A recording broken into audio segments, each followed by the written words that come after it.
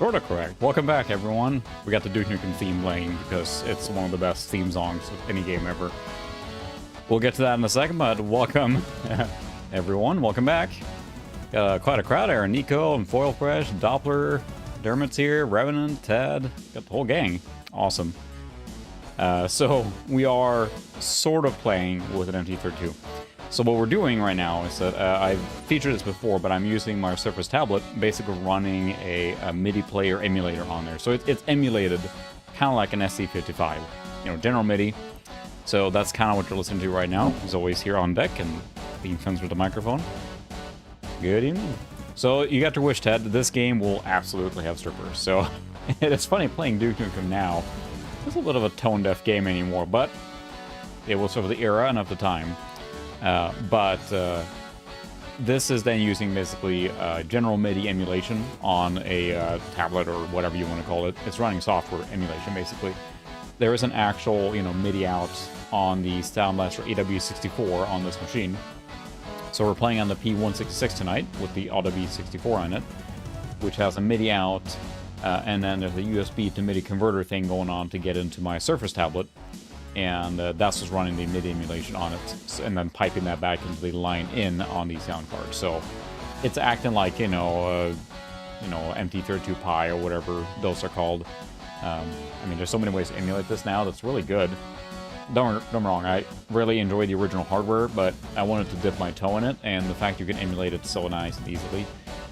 You can, of course, run just your MT32 stuff, but this is more general MIDI, especially... oh... Well, fine. That's more, you know, the general MIDI sound for this one. I think that it was probably more designed with the SC55 in mind more than MT32, so... and yeah, I have an older Surface tablet. It's quite a few years older now, or, you know, laptop, whatever you want to call it, right? And it serves as like an occasional, like, surfing thing or whatever, but I use it almost for this purpose. So you can do this, of course, with a Pi or tons of other things. But it runs full Windows, so it's easy enough to install the software required for this, which is called MIDI Player. I'll say, chicken baby. There'll be lots of that in this game, of course. It's funny how much of Duke Nukem 3D is just like implied or ingrained in our brains now. But that wasn't always the case, right? When Duke Nukem 3D came out, it was, for me, revolutionary in the interactivity, and it looked like the real world. The build engine allowed unprecedented interactivity in the game world. I mean, I was blown away by that as a kid, and probably also the somewhat raunchy topic, of course, of the game in general, but it's Duke. Everyone knows Duke now. And I think that with LGR testing a computer, I think one of the first things he goes with is Duke Nukem. So that's kind of where I see it a lot now. And we have played this a little bit on the stream before. I'm trying to remember what it was. It might be when Pixel was joined the stream as well. But I wanted, like, you know, I want to play more like kind of a shooter, going nuts kind of game. And Duke Nukem seemed to fit the bill. I got a lot of cool suggestions from Discord, and I feel bad not playing some of them. We'll get to those games as well. There were a lot of really good suggestions in the Discord. But you know what? I just felt like Duke, so here we are. And we're, of course, in the setup here for the game, which is why I'm doing the test music, just so I can play in the background. But I don't have the big box for this one. It's all sad to say. Even Taldrain, welcome. I'm all sad to say that I don't have the big box for it, and I wish I would have bought it when it was like only, you know, $70 for a decent condition one. Now, I mean, you look at what this costs now anymore. It's just, I mean, a good copy of Duke Nukem 3D now. Thank you very much, Revenant. Really appreciate the donation. And again, happy new baby, I guess you'd say, too. Hopefully the baby is doing all right. Hail to that king, baby. But the big box for this now is probably 100 plus easily if you want a decent condition, if not more now, for Duke Nukem 3D. Even though they print a lot of copies, it's just one of those that everyone wants in their collection, supply and demand. So yeah, what I have is this that I found in Goodwill for $2 at some point, you know, years ago. So I do have the original disc, which is the original version. And not the, that is the, yeah, Duke Nukem 3D Complete version is what it says. It's not the Atomic Edition or anything like that. Although, you know, it is a little funny to look at the development studio there, which is pretty common, but it's a whole bunch of dudes. So, and it just comes with a little insert here, which is nice, but there's not much information in here. There's kind of like a basic manual, and the original big box, I believe, came with a mouse mat and everything too. So, that makes it harder to get one in decent condition, if you will. Because if you want one with the mouse mat and all the stuff included, that's where the price runs up. And someday I will probably, you know, have one beer too many and see one on eBay and just end up buying it. You know, that's just usually what happens. It's like there's like a curve, right, where you think you have your standard of what you're willing to pay, but enough time passes or you're enough frustration with it, you just end up buying it anyway. So it just, you know, that curve changes to basically allow you to buy something more expensive than you originally planned, or you just happen to be drinking. So anyway, we're not buying it tonight, hopefully, but we are, of course, going to play some Duke Nukem 3D. Yes, we'll make it past the first level. That I'm definitely intending on. I think, I'm trying to remember when we streamed the last time. We were just testing a little bit on one machine or something. Or playing it just as kind of like a palate cleanser. But here, we're going to play Duke Nukem 3 all night. I will start from the very beginning, because it's just too iconic not to. And we'll work our way through. So, oh, Alien versus Predator? Yeah. I have 2 on that in big box. European and American, but not the first one, if that's the game you're thinking of, or AVP, Alien vs. Predator. So, I'm not sure I have, no. But, Evening Forum. If you look at, like, Duke Nukem in general, right, there's so many references. I mean, how many, you know, references in Duke Nukem are for The Evil Dead, or, you know, so many pop culture things in there. It's ingrained that, like, the things that he's saying are the original Duke quotes, but they clearly are not anymore. So, and yes, eDuke 32 is really cool and allows you to play Duke Nukem 3D on XP or newer quite easily. And I've actually done networking and multiplayer that way with running it on XP, using the eDuke 32 executable. So, good evening, Bruce. And we actually ran, when we ran Ion Fury, when we streamed that a few months ago, that was using eDuke 32. And because it's also based on a build engine. So this is build engine, right? Which is Duke Nukem 3D. You have Blood, you have Shadow Warrior, and then other games too. I think Tech War. Such a good game as Tech War. The newest one down being Ion Fury, and that was built in the build engine. So eDuke 32 can execute that, and I had to do a whole bunch of trickery to make it work on Windows XP. It was never designed for that. Ion Fury was expecting a newer machine, but it did work. So, but that's neither here or there. We are playing Duke Nukem 3D tonight. So, and we gotta. There it is. It's so iconic. You know, we've all seen this a million times and played it a million times, I feel, at this point. Iniboka. And it's one of those games, like, I think many of us have played the beginning a lot. I certainly have. You know, you play the beginning and then you do something else, or you're testing it, or... I think this is a good game to test for a high-powered DOS machine. What I mean with that is a Pentium 150 or higher runs this game beautifully, right? So, it's like, if you have a too fast a machine... or not too fast a machine, I should say. Once you have a too slow a machine, like a 46 or a earlier Pentium, it doesn't do as well. This game is one of those, like, it's a good test. Like, I consider this in Descent to be like the later Pentium DOS test games, if you will, because they're games that they need a beefy Pentium 1 processor. And this has done a Overdrive 166, which is planning to run this game beautifully. Which is why I feel like... was Blood before Duke Nukem 3D? I stand corrected. I thought that Duke Nukem 3D was first, but I bow to knowledge there, because, yeah, that's just from my memory. Probably not an expert in the matter. But I feel like a Pentium, like 150 to 200 or 233, whatever you have in that range, is one of the best DOS experiences, because you can play, and often you can turn them down and tune them down to run slower. If you're going to have one DOS machine, I think that a mid to high Pentium class, I think, is a really, really good choice. And they're not that expensive either. I mean, within reason, there's retro tax and everything, right? Let's see, all the options are on max detail settings and everything. Mighty Foot engaged. We do not have parental lock on. Yeah, I'm a big boy, so I can play and handle this stuff. Oh, interesting. Huh. Okay. TIL. So yeah, we're playing the LA Meltdown, the first one. And we're doing a piece of cake because I'm a chum and I want to play the game and have fun. So I usually play on the easiest for streams because I don't want to die a lot, so. Yes, I've been watching... Thank you to all the people that phoned me in on the Civ 11 stuff. I think the original thing was for Civ 11 for Daikatana, and I got hooked on... That channel is hilarious. I've watched most of them, if not all of them at this point, that they made. So his Tech War review was, of course, just hilarious. You know, you could feel the pain. And that's what Game Tech Refuge is talking about there, is the Tech War is made by Capstone, the pinnacle of software entertainment, I think, or something. And, yeah. Run mode on. We have the Mighty Foot. Mighty Foot engage. This is just iconic on so many levels. So you're listening then to the MIDI emulation, right? So... And I will apologize for all these secrets I'm going to miss, because there will be a lot of them. I do not know this game like the back of my hand, like many other games.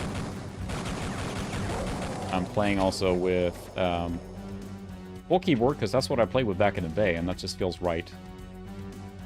Oh. Of course, I'm not going to make you jump either.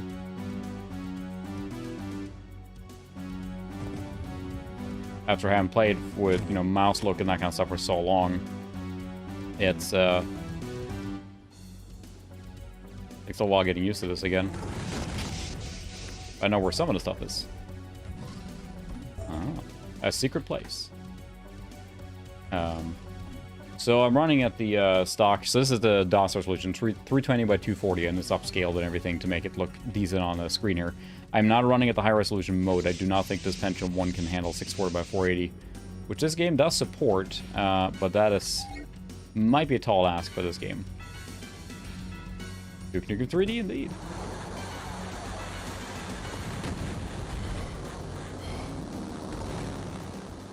Aww. Yep, there's a ledge. I will fall off it. That is a promise. Come get some. I mean, think back to when this launched. This was 96, right? And think to, like, what games or first-person shooters were out of this era. And, I mean, Quake was close to this, right? But that was brown and military installations. That was technically super impressive, but it wasn't interactive in the sense this game is. There's so much you can do in this game. Like, everything is interactive, and that was just completely mind-blowing to me. Like, doors and things that looked like real places, you know? There's no, like... Yeah, there's military installations in this game, too, don't get me wrong, but... Nothing that... What a mess. What a mess. It just looks so cool. And there's so much you can do, and of course, you know, some things to spice up the game, of course.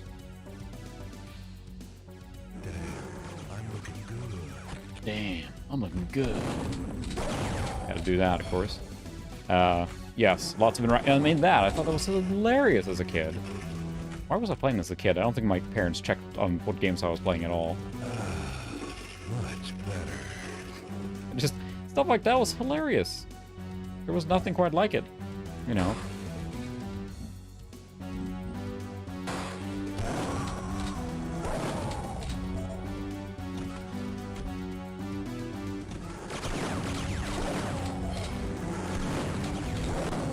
Sure take a lot of damage, though. I used to play, I had a friend, and we, well, I had a friend, I have friends still, believe me, but I had two computers, null modem together in my place, so we would come after, like, junior high, and we'd go to my place, and I had my 46 and my Pentium, null modem together, and we'd play Duke Nukem 3D against each other, and that was just so much fun. You know, Christopher? We used to throw, like, pipe bombs through teleporters and that kind of stuff. Of course, we have the Not a Movie going on here. A rocket launcher. There we go.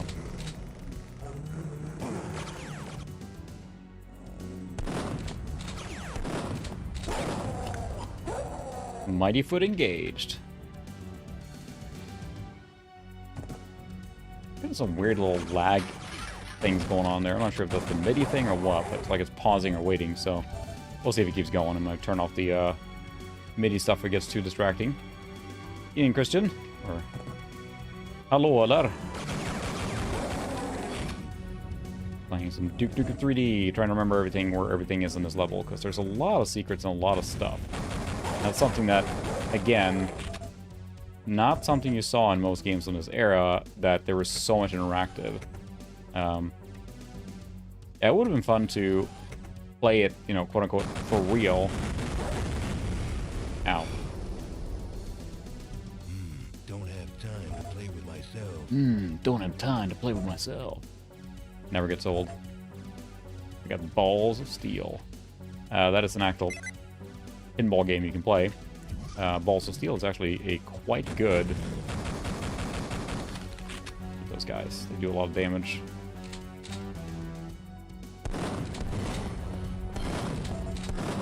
Everything does a lot of damage in this game.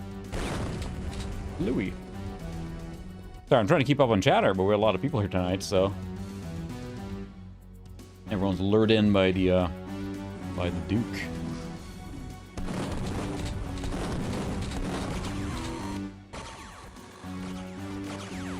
That's weird. I'm not sure where that little hitching's coming from. It must be the MIDI thing. If it becomes too much of a problem, we'll turn it off. But come get some. Let's see. We have jetpack. I know there's a secret up here, I think. I will not find all the secrets. I can't remember where all of them are, but I do know where this one is. Ow. I'm gonna die here.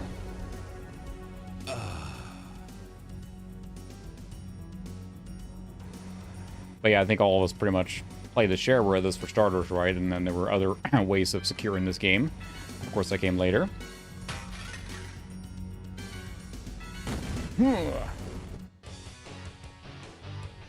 Yeah, this was really fun in multiplayer. I only played in that small setting, and then later on, much later on, when I kind of organized LAN parties here, you know, a few years ago, then played it.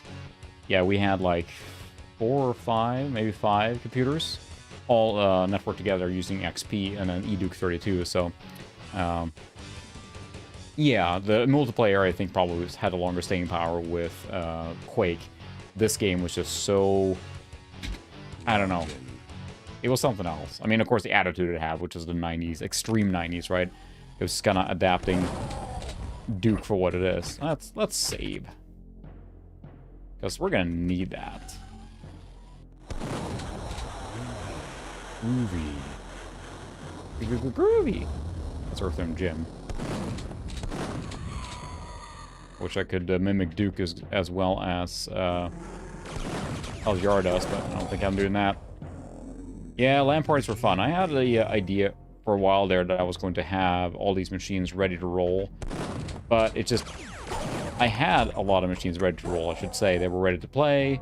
I could spin up a LAN party at home pretty quickly, but then just time slips away, people are busy, things, you know, people move away. It's not as easy to organize those, even with the machines. I was hoping for a while locally to maybe be able to have, like, you know, an event going, or like a standing thing where you just, you know, either people can bring their own computers or put a retro community in town here, but it's just hard to get that kind of people together. So, even Sucro.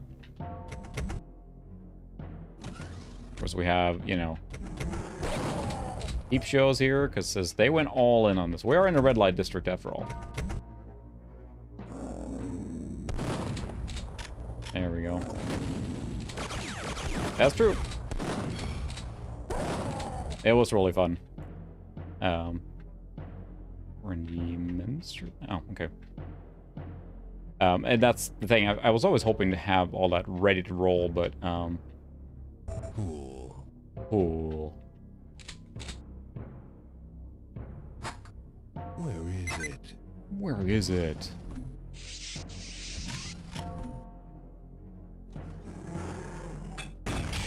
die. And there we get to the really, you know, not friendly parts like... You shouldn't die. Groovy.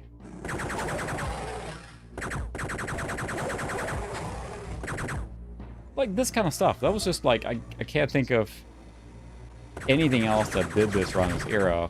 And above all, it looked like a real world. That was a big deal for me back then. Because, I mean, yeah, Quake was more impressive. Doom was cool and all that, but it is just literally just, you know, military installations everywhere. Can't see anything.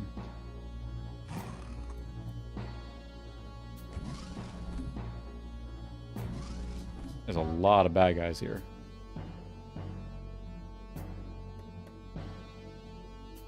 A lot of health, too. A lot of damage. Whew. Better save again. It never saved. Did it not? What the? I didn't use the steroids. Oh. Oh, I have to name it. So I never saved. There we go. Now we're saved. Whoa. That's right. I used my steroids.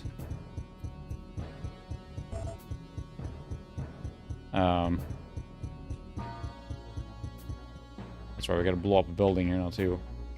I blew up the building. Why? Because you made a phone call. I like that movie state. It was a good movie. For the era. Like, that's... Blue access card required. That's right, I didn't get that. But I do have... Not the yellow either. See, I'm already forgetting here now. Yeah, that's alright. That's right, we will make it rain in the club. And it is funny, because it's like... the game is hilariously tone-deaf when it comes to, like, you know, everything. For the era. There's no denying that whatsoever.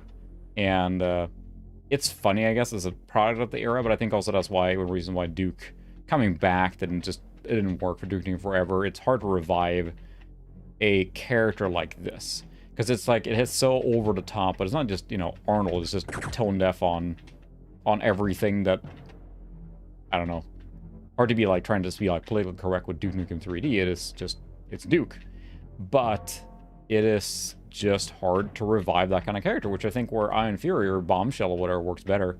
Not just because it's a woman, but it's just, it doesn't lean into that part. It's badass without being, like, you know, ridiculous in the process, right? The key card's up here, isn't it? Where's the key card?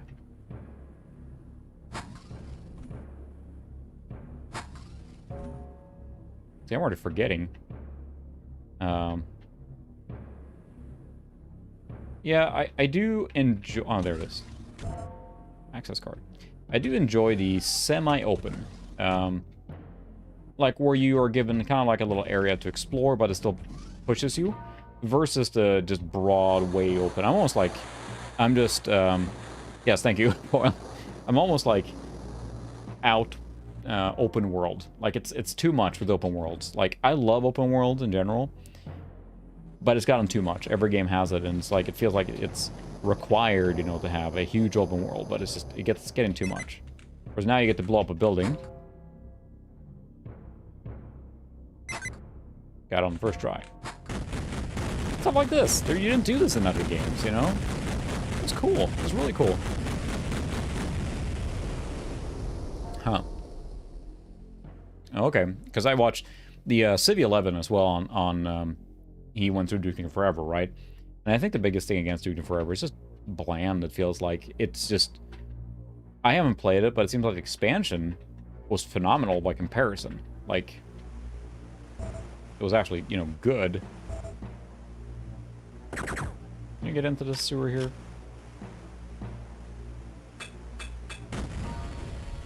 You can.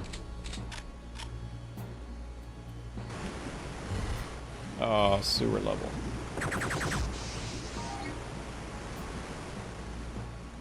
Everyone needs a sewer. Cool.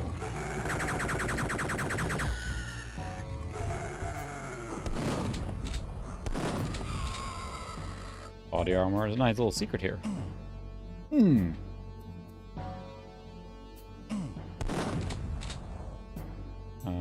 can I not open that from here? It's a pipe bomb kind of situation.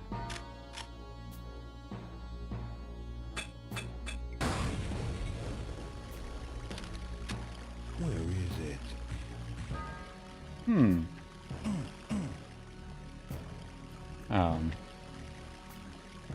Oh my goodness, let me remember now. As far as what you're asking, Nika, on this machine, what I use on this machine is actually the on-track overlay. Phil from Phil's Computer Lab did a great written thing about it, and I think he did a video on it too. Basically, it's a partition overlay, right? So the BIOS and the machine doesn't see it, if you will. It sees a emulator or translated one, which allows you to use a bigger drive. I messed with this one a lot too. I couldn't get it to work as clean as I wanted to. Kind of what you're hinting at there, that it wouldn't find the right size. So using the on-track one, which Phil has on his website, it basically lets you do a disk overlay, and you can basically create a disk in this, and it boots into that first. So after BIOS, that intercepts, and the on-track, or OnStar, I keep saying on-track, OnStar, on-track, on-track disk manager, disk overlay, and lets you then create a much larger drive that then Windows 95 can see, and you can install Windows 95 onto that drive from there. So basically, if you decide to, if you abort that boot process, then it won't find the OS installation or anything, but it works great. And you basically have a floppy then, you basically pop in, you boot into that, and it installs the drive, expands it as much as you want, and makes it much larger. And after that, you reboot, and then you boot to whatever installation media, and you install Windows. So, on-track disk overlay. Look that up from Phil's Computer Lab, and that's what I used. And there's other tricks to do it around, but when I was building this machine, I just couldn't get a good solution. This is really just a dead end, or is this supposed to be where I come out? Well, I can't shoot it, I'm out of ideas. I don't think there's any way to get out of here, is there? There's no ladder here.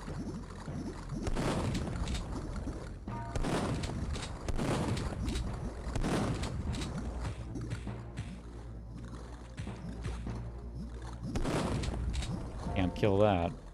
We're already stuck. Welcome back. Yeah, it's funny we have people all over the world, of course. I know some of you are like in meetings and stuff too. Where is it?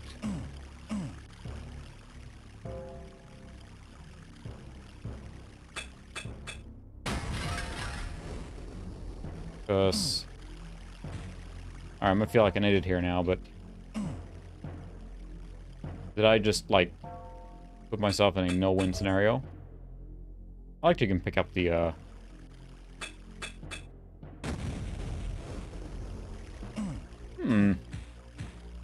already forgotten. There's no other way out of here? Oh, timesheet. Sorry, that's always fun. I set the tires on fire, so that's cool.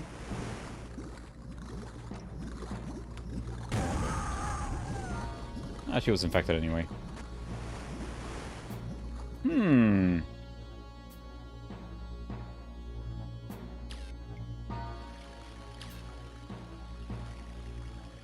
Where is it? Oh, that's not what I meant to do. Oh, you're right. You're absolutely right. There was a jetpack down here. Thank you. I'm not very smart. I keep forgetting I have a jetpack. Thank you for that. Uh-oh, if I can get in here before I run out. I'm smart. See, that's why I need all the co-pilots here, so that I actually can play the game and not look like a complete fool. More than usual. They do so much damage right when they hit you. Check that. Check weapons at door. I'm not gonna do that. Yeah, timesheets are fun. I worked at many places that have timesheets, including the current one. It is what it is. Just part of the game. Sure, I didn't have a timesheet warning. Oh. What happened here? Damn, I'm looking good. Damn, I'm looking good. Yeah, I think we're gonna get to a little bar here now that will have a, I believe, OJ running on the video, which is just, again, there's so many references in here. And I mean, this I'm not sure if there's anything for getting all the... It's like, you know, this level of interactivity is kind of expected almost anymore with a game that has this kind of design, if you will. But, I mean, this was, at least of what I can recall, was very new at the time. There was nothing else like this. I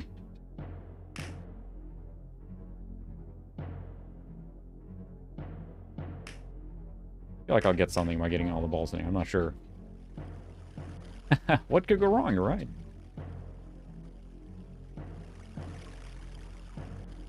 Oh, dip. Nothing. Fine. I didn't want to win anything. That's the thing. I think that that's what made this game stand out so much. Besides the protagonist that's just so much larger than life, right? I mean, it's Duke. It's just ridiculous.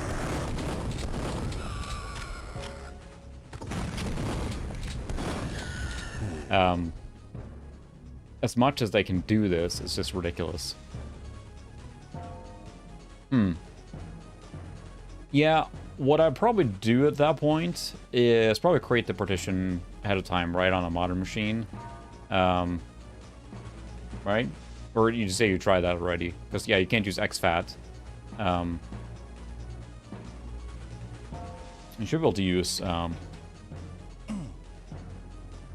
Red access card required. I don't have that. Mighty Foot engaged. Aha, there's a way up here, too.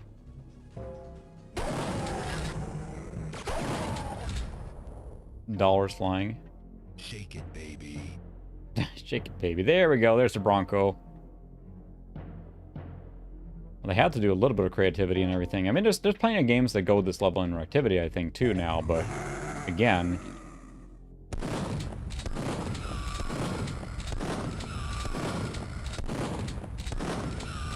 Especially not then. Whew. I keep saying the same thing over and over. Huh? Access card. Because you pretty much have to... I think basically the F-disk that came with Windows 95 can't do it.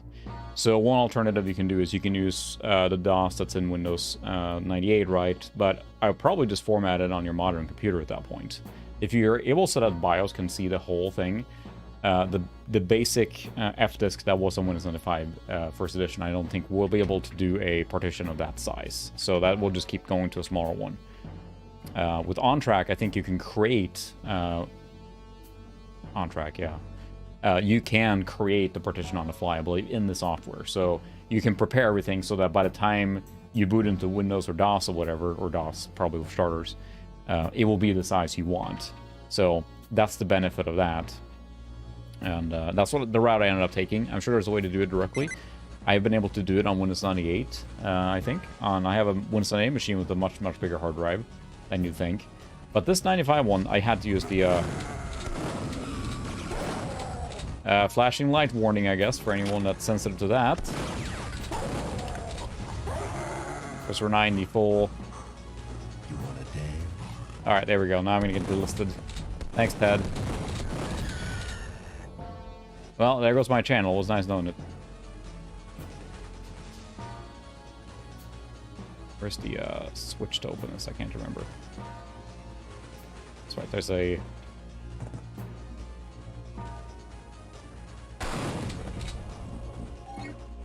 Atomic health. Ow. Oh, these shotguns work so bad.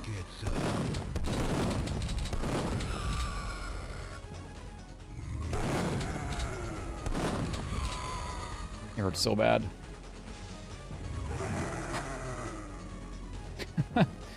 Poor Ted.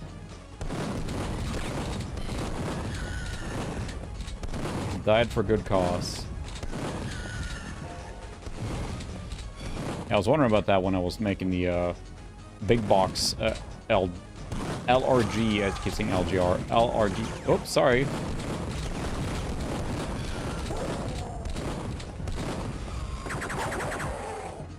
Boy, that turned violent quickly there. The night trap one was pretty risky there too, but I was wondering if that was going to get flagged, but I think we're all good.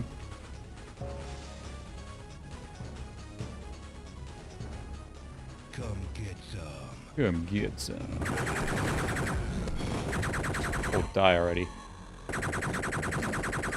Don't like those shotgunners. They just take so much health. A secret place.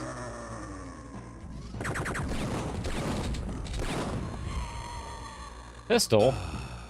Ah, much better. Come get some.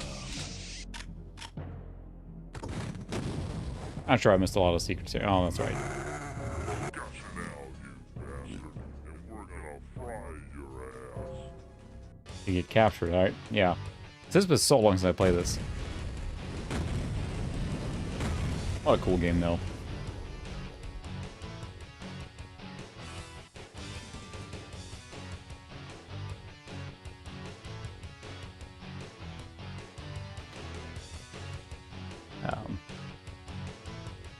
I found 4 secrets and missed 4 secrets. There's so many things hidden in this game, but it's like the build engine was just really fascinating. And how much I don't know enough about the development of the build engine. And it, I mean, again, they went with the more like 2D voxel design thing, right? With like the 3D pixels, if you will, versus like vectors, or not vectors, but polygons that 3D games use, right? And it gives it such a unique style, which is, I think, Iron Fury was so awesome when they basically found people that really knew how to manipulate that engine to bend it to what they wanted to do, and just made a modern game, you know? Ready for action. Ready for action. No. That's right, you're just sitting in the, We're gonna save again.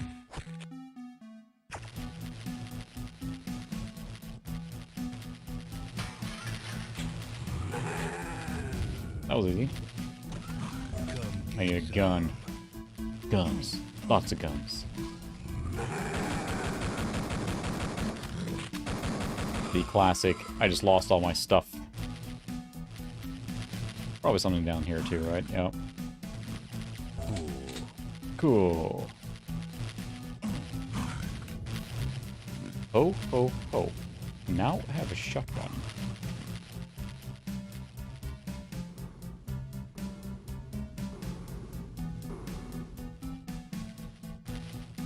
Is there anything else in here? Oh, there's another button there. Aha. The viewing room. I think, I don't know, someone have to, if someone knows more about it, I'm just so... I wish I knew more about it, and I probably should look it up more as well in the build engine. I mean, it's really impressive for the era. The fact that it's kind of, you know, based in 2D again, and kind of expanded from there versus being full 3D right off the bat.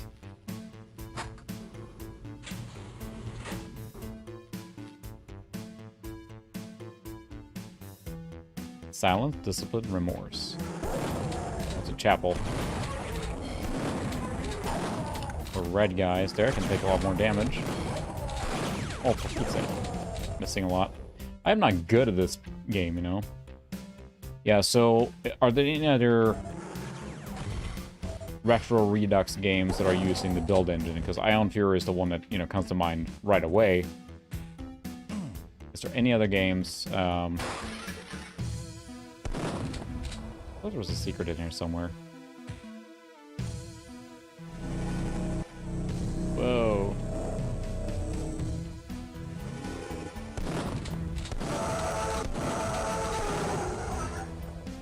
Don't care for those guys. Yeah, there we go. Listen. That's one doomed space marine. That's one doomed space marine. Get it? Oh, really? Cool. That game really is good, and I'm thinking about playing that more for streaming or something, because I mean that game is really, really good. Yeah, it's so well made, and I mean I have the big box, right, which was a little bit of a disappointment because it was too big, and I know it sounds silly, but it's just the box is ginormous, and it kind of takes away from the whole having the same standardized box size, if that makes sense. Hate to be picky like that, but it is like... There we go.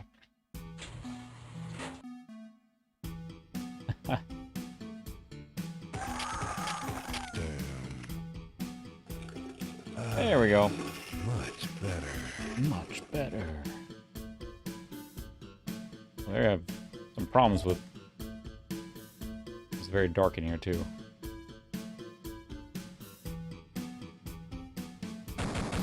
Nothing else in here. You can't shoot to light up the area.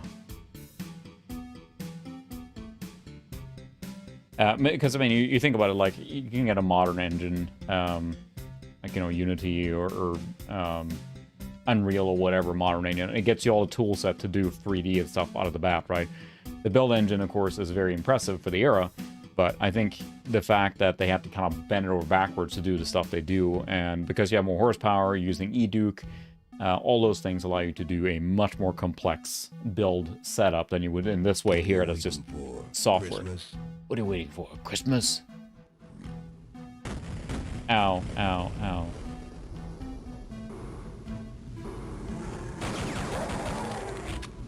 And what do we want in our build game? We want platforming. I am a little amazed I made that on the first try. Take that, everyone who doubted me, as I probably immediately fall to my untimely death here now. And the fact that they did that, I think it goes to show, but I mean, if I remember right, they basically used a lot of people that just, you know, modders and stuff like that that knew how to really manipulate the build engine, right? Ah. Look at that. And I think, I think that, Ion Fury is an accomplishment on every level, I think. It's impressive that, A, they decided to do it, B, they did so well, Who wants some? and C, it's just a good game, too. Like, yeah, the build is cool, but it's not the defining... I mean, yeah, it is a little bit of defining aspect of the game, but it's just a good game, too. Build feels like it's not just a gimmick in the game. Like, it serves to build the atmosphere, no pun intended, that they're looking to do, right? So...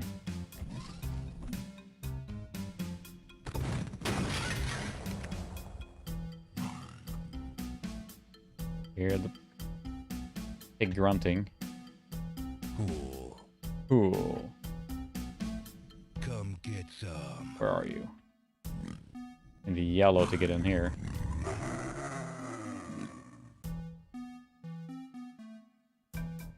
Oh, so many key cards. Yeah, we're still firmly in the 90s, right? Key cards everywhere.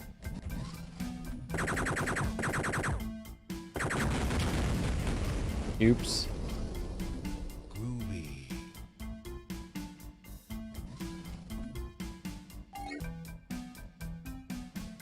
So I have the... Can't see anything down here. I'm gonna have to increase brightness to... Oh, so that was the... I see. That was the shortcut through here.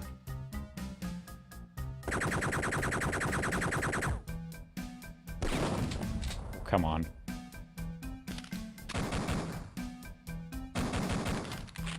Fine, we'll just crawl under it. I'm low on ammo here now. Oh. Ah. That's right, yeah, Witch Haven. I watched the City 11. I have not... I was very aware of those games. I remember seeing them in catalogs and stuff. But I did not play Witch Haven, which seems like it was also a capstone game, right? So the same people that made Tech War. It is, I believe, kind of like an RPG light thing that has a bit of RPG elements and just kind of janky. Oh yeah, sure, we'll open these.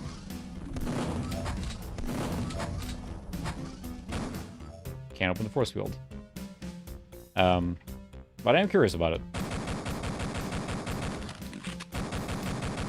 Really?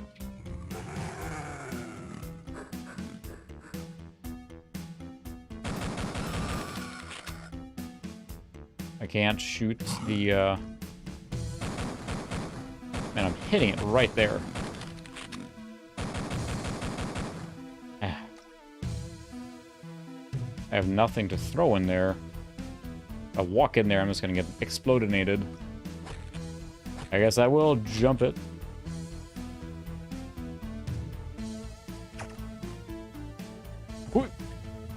See, I just gotta believe in myself. Duke can jump. And, of course, it spawned one right here. This is fine. We'll see. Ah. Yeah. There is that part. Yeah, there's so many games. So many retro games, too. And that's the hard part. Like, what do you focus on? Like, some of you that follow me on Twitter or saw me talking in Discord, right? You probably saw that we started playing Final Fantasy 14, and MMOs are very dangerous. Extremely dangerous. I made it up with less health loss than I did first time.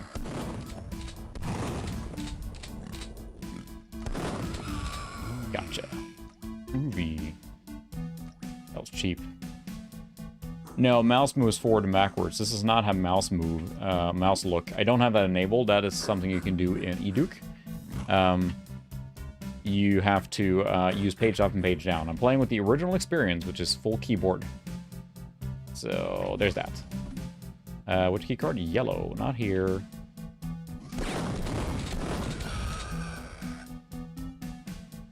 It's over here. Come get some. This is before what you would consider the standard mouse look configuration.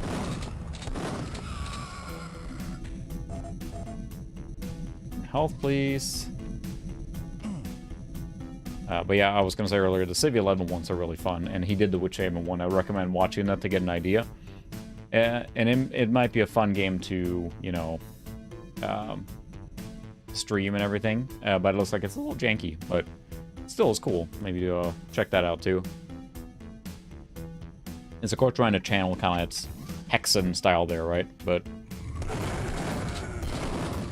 saw that guy crouching there. I should have shot him right away. Turrets, shooting things, flying things. Like that.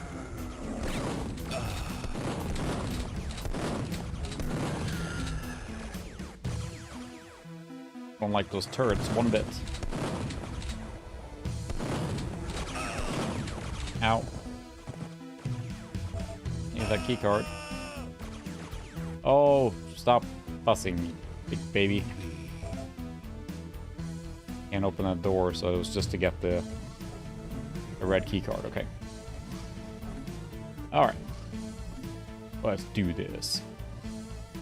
Yeah, the pseudo 3D is not easy, and I think for playing this, we're actually kind of like, you know, moderately enjoyed. It would be to play it on eDuke. You're gonna have a much better experience, and can play it on pretty much any modern machine with ultra wide resolutions, or not ultra wide, just wide resolution. I mean,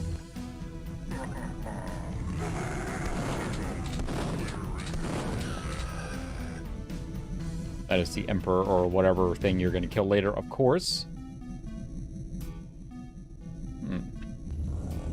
Oh, I didn't mean to do that. I almost got squished there.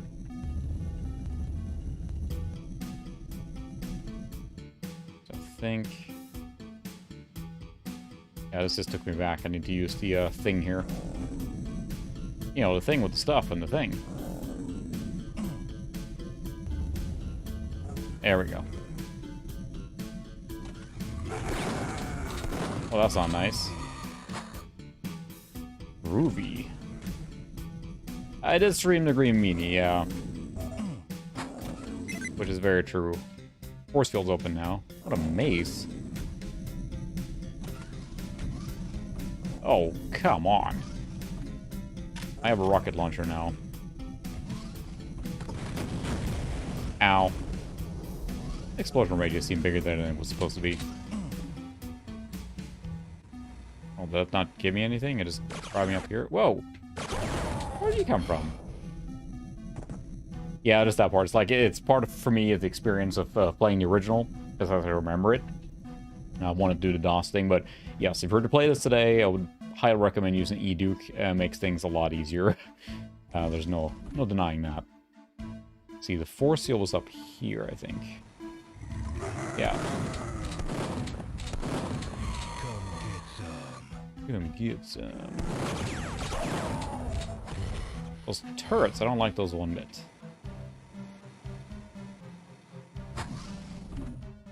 It's funny because you're playing this and it almost feels like Dark Forces used the same engine, but it does not. It uses its own engine, right? So, but it's just got similar style in that sense.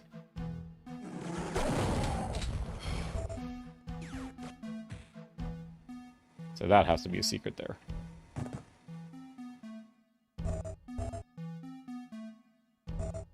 So someone dug a hole through here and stashed health and pipe bombs. Checks out.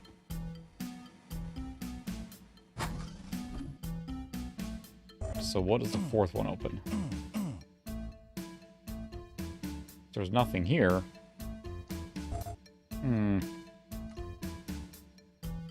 So there's 3 doors.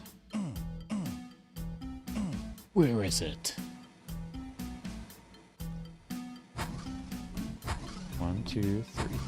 There's even a little lighting opening up here. I mean, look at the light effects here, too. I mean, it's, you gotta think of when this came out then. So, I mean, yeah, Doom then would have been, what, 93, the first one. So, yeah, they had a few years to bake a more, or a better engine, right? So,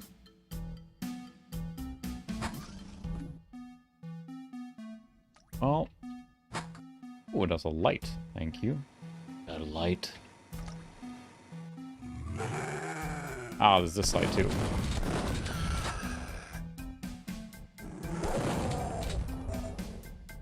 Come get some. Ah, there's a... Come on. There we go. That was probably important. Yeah. The Voodoo 3 really is good for that. Because, I mean, then you could run into high resolution mode then, which in this case, yeah, like you mentioned, is 640 by 480, which is a lot higher than this one. It's double. It looks a little different.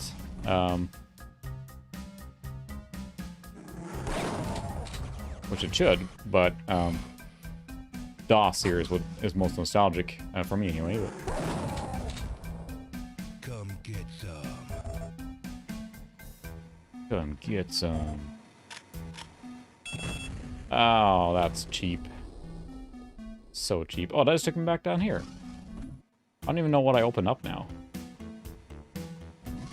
Yeah, that's right. There was no, like, you know, automatic light maps or, like, there's no light functions, right? There's no, like, there's no dynamic lighting in the game at all. It's just, like, little, like you said, it's painted on with the textures and everything, so... I assume I'm trying to open this door.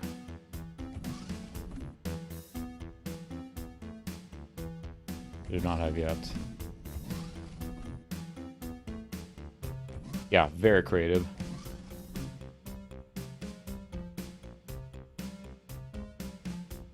Yeah, the Starlink satellite's coming down. I thought it was a geomagnetic storm, right? It brought down a whole bunch of them now.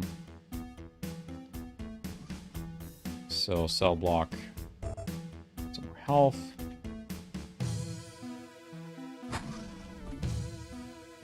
So I've been through all these here.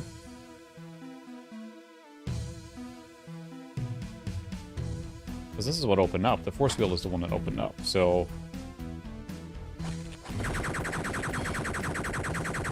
I hate those things.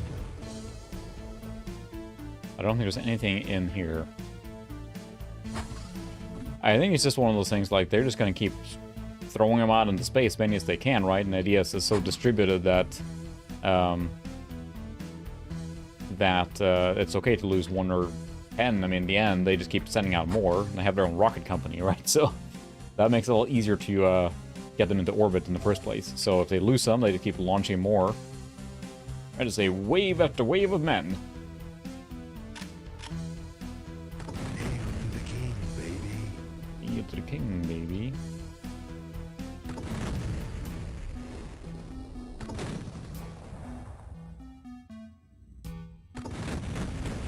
There we go.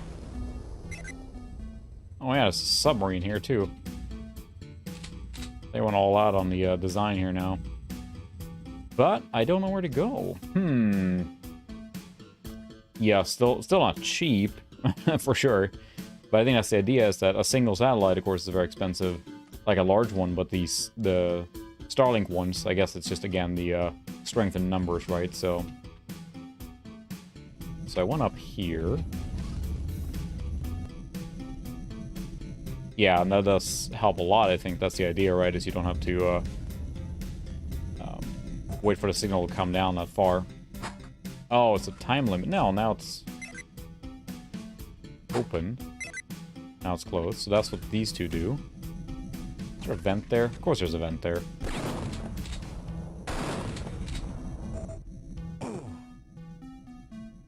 Did it drop me back to the beginning? I think it sure did. So many secrets in this one.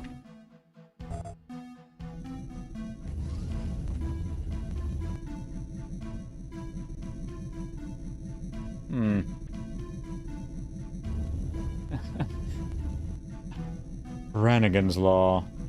And I'm sure everyone saw now that Futurama is coming back. They have been renewed for an entire new season. Coming to Hulu in 2023. Which is just crazy. With the original cast, original producers, the whole kit and caboodle. Is there anything here? The spot didn't really do anything here. But all it did was up here was open up the cell blocks, right?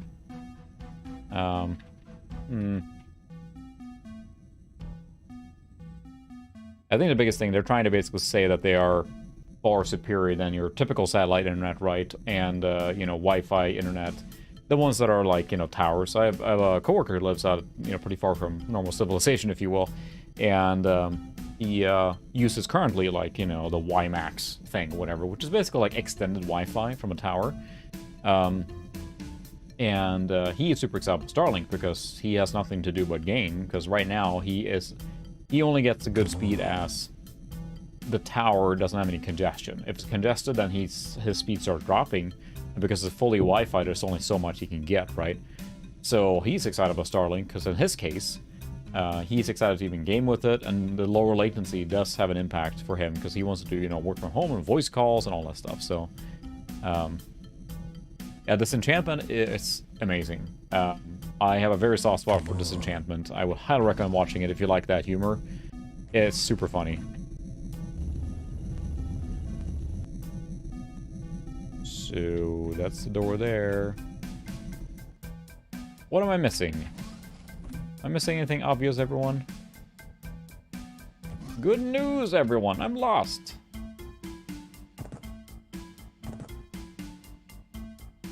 Because I can't get through here yet. This door is not open. There's nothing out here. Except turrets. Yeah, I thought that they would have, like, decided to put a rest to the show now forever, but the fact they brought it back... It's cool. I love it. I'm not sure if it can be the original again. I'm a little torn because they've done so many...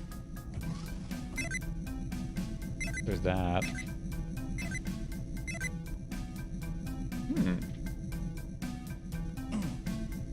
Like, been everywhere now.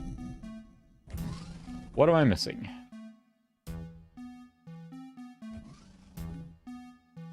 Yeah, Family Guy is still on the air, still going. I haven't watched it for a few years now. So we opened the cell block. That's all we did with this stuff. So that must mean something, right? This is like a shortcut to the cell block. I shouldn't say it then. I've been in here. Got the key card there. It's just the cell. Chapel. Been in here already. Got the secret, saw the Doom guy. There's a button up there.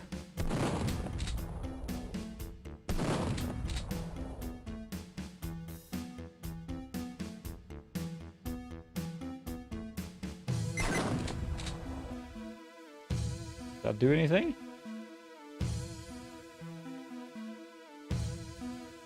I don't think so, but it beeped. This is the beginning. Obviously done everything here, although I'll take that health. Very nice. I'll have to go check it out. Oh, nothing there. Got this key card.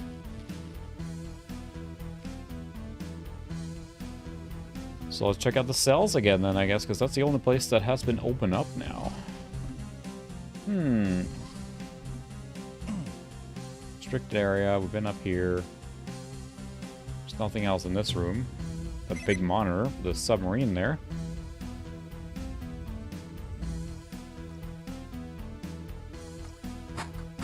Shower.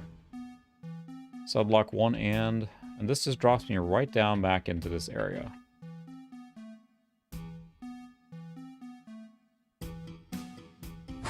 Alright, I'm really confused now. Maybe I need to go back. Actually, let's check out the one in the one that has the tunnel again. I might have missed something in that one. I feel like the only one that could have anything at this point. Yep, there's an explosive section there. There we go. Problem solved. Pipe bombs to... Oh look, it's a sewer. Hooray.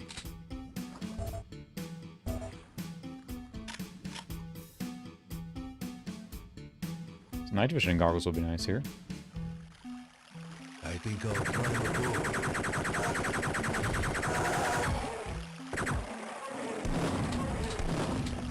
Oh, they teleport, right? Yep. I think I'll climb aboard. This is where this door is. Scuba gear. We found the submarine. We found it over here. No.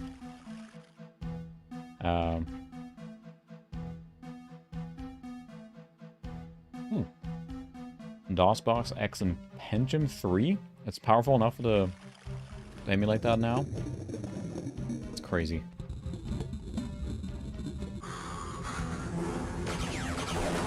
Nice horrendous echo in here.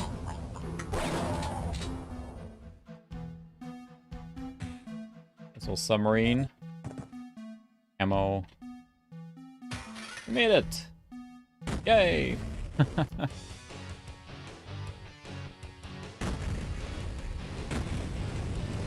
3 enemies left. Secrets missed 8.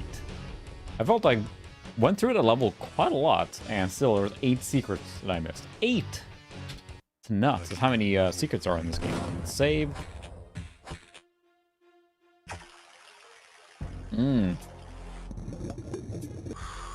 What a lovely smell you've discovered. This is pretty cool, because now the submarine is sinking and you're floating to the top right. So, again, it's pretty creative. Yeah, these effects are interesting, because this is a Sound Blaster Audio 64 and we're in DOS, so there's no, like, 3D acceleration on the audio or anything, but it's still pretty cool.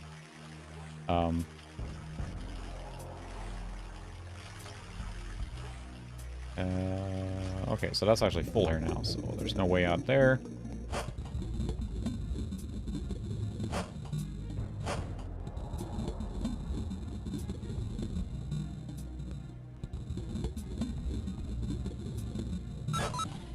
I did something. Al, open the launch bay doors. But I can't do that. So they never explain what happened to the sub air except it just falling down. Oh, come on. Freaking turrets. I think you can swim so fast.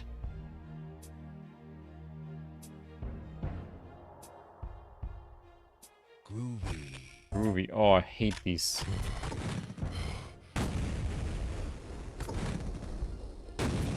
There we go. Me. Like the auto aim there. Yeah, it is not an easy game to find your way around. The easiest. I'm playing on the easy difficulty because I'm not very good at this game. I would have died many times over, I think, if I didn't.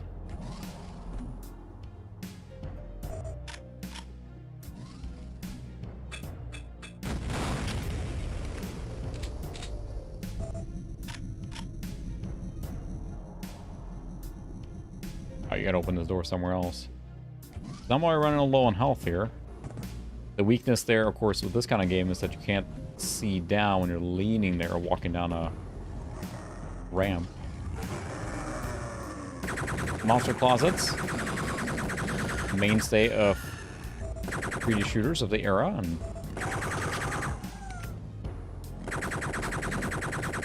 wow. That's true. And I mean, it's considering the era too, it's pretty creative level design in this one. First up. Although quite dark. Maybe I'll see if there's a way to increase brightness here. It is very dark. There we go. That was just getting too dark. I should have turned it up earlier, but here we are. Oh, good. We have barrels coming down here now. I think those will... Yeah, it's a crane. Can I ride the crane?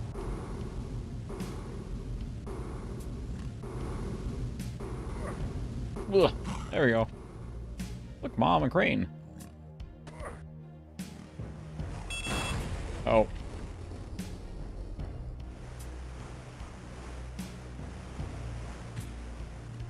You can ride this one too here. Pretty fun. Yeah. We did fill in the gaps, yeah. Ugh. The interactivity, and again, that's what always sold me. Like, man, there's so many ways to interact with your environment here. It's not something that was possible, or at least done before that. Key card. Assume this is the door, yep.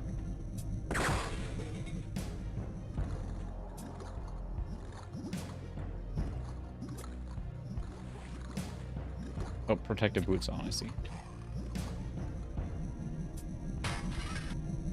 How do you get into this room otherwise? Asking, because it seems a little silly here. That did something. Is it cool? Oh.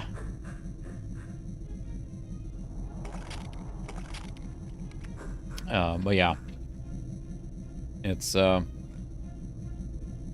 yeah, for all the Switch games here, right, because those are compelling, because there's something about playing on the go, which is why I'm excited about the Steam Deck, because I have, you know, my Steam backlog of shame is substantial. Let's just say that. Oh, this isn't good. Can I jump here or anything? It's gonna fall down here.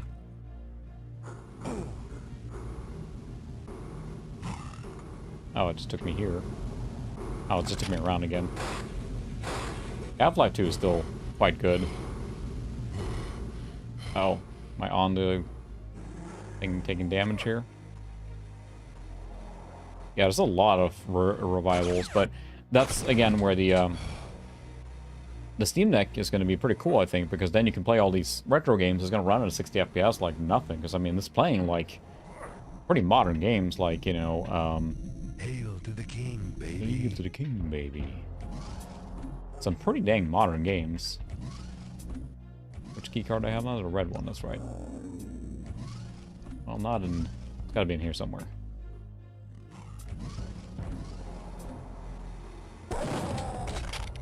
It's just been revoked, sorry. So I got the red keycard now.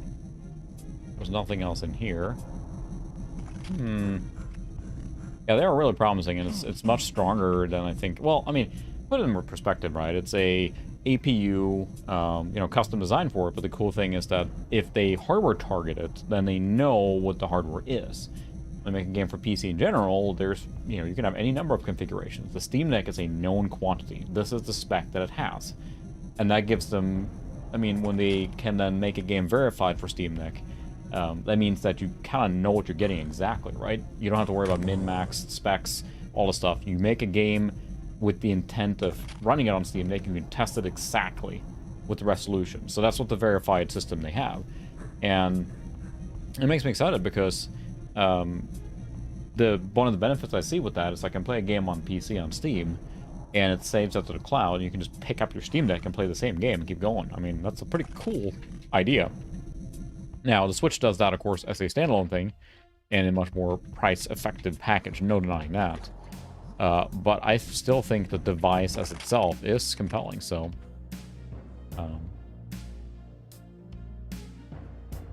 I have one pre-ordered as well, the 256 version. And I think the cool thing, too, I think in the tests I've seen so far, oh, that's right, there is a map. That's handy. You see that? I think that's a sub over there. You're teleporting into it, right? Because there's no... If I remember right, in this game, you're teleporting around. Like, you can't have things on top of each other or something like that ridiculous. And so you're teleporting around to different parts of the map without you even knowing it. Like, a little sneaky. Even using elevator. So... I was carrying the body around.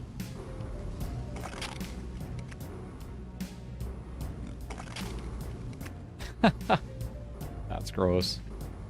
Wish squash. Ugh. Where else am I going now? So you really could get just the very basic version of the... Oh, here we go. Doot. Oh, I was going to say... Ah, there we go. Shrinking section. I'm Duke Nukem. Oh.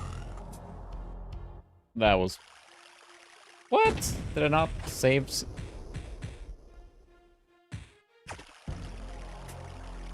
Here we go.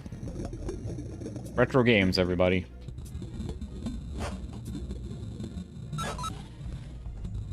Well, I should be able to do this a little quicker now.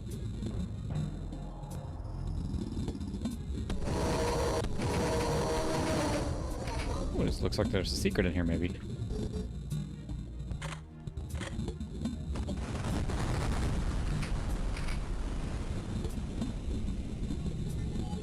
Groovy.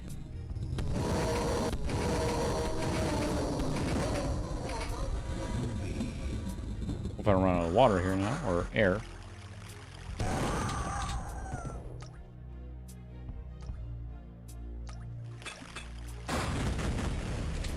See, it was all meant to be, and I found this secret here. Took me right here. That's convenient.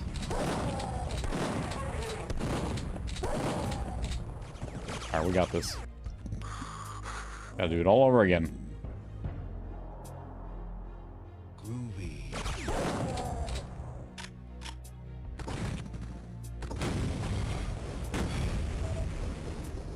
Geronimo. As shameful to say, I have not beaten Portal 1 or Portal 2. Wife and I started... We were going to try co-op here a little while ago, because she loves Portal 2, and I really should play it too. I feel bad saying it, but nothing else, like I might play it on the go now on the Steam Deck, right? So that's a challenge. I got, you know, full-time job and 3 kids, and there's not a lot of time to play, because I got to be able to select on what I play then, right? And it's tough. Then you get into a really deep game and it sucks away your time, like, you know, MMO, for example. Then that becomes challenging. I think the thing with Portal, right, is that between the puzzles, but if I understand the writing and the humor in Portal 2 is fantastic, so one reason I would like to play it, so. Which Portal 2, I believe, one of the first games to be fully verified for the Steam Deck. And for those not aware, the Steam Deck uses a different aspect ratio. It actually is not 16:9. It has a more square. I think it's 16:10. So they have to... Oh, just not cool. The Mighty Foot did nothing. Remember back in the day when the games like this were just like, you know, we're just gonna penalize you until you played enough. Like that pig guy there, whatever, that shot me in the face when I was miniature was like an insta-death. And reacting to that is, you know, yeah.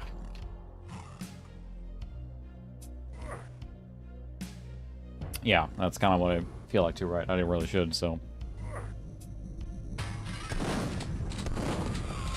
Alright, well, we're getting there much quicker now. I should probably save. Nah, we don't need to save. I got this.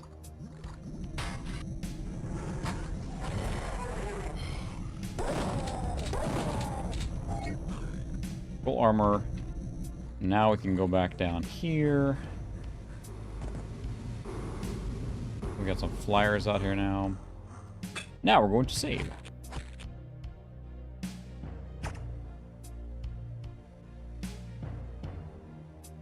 I'm not sure I was gonna say if Half-Life is possible to play on things like because you can stream all that stuff, right? Too.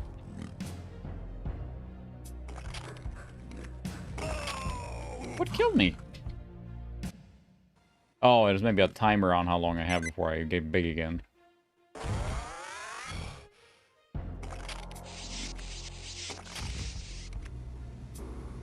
Oh, that just took me right out. Yep, you grow big again, and then you enlarge.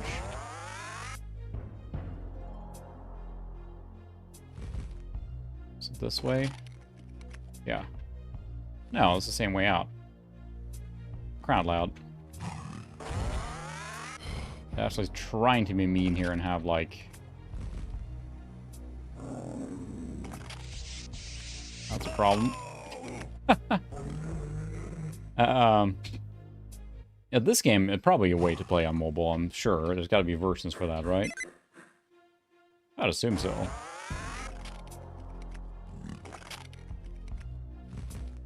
Okay, that just took me right out. I had to go in this one and take a right. That's a pretty cool level, but even better if I didn't keep dying myself. That just took me out here again. So you have to go that way. I don't trust that. I was too slow there. Alright, night, Bruce. See you next time. See you later. I would think that... I'm not sure if Duke has been ported to mobile. Maybe?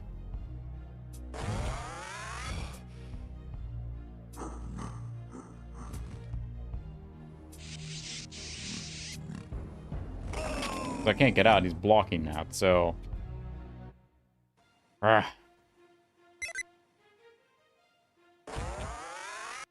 That's the only way I can go here. You go up here, it takes you right out. Unless I missed another turn somewhere. I don't see one.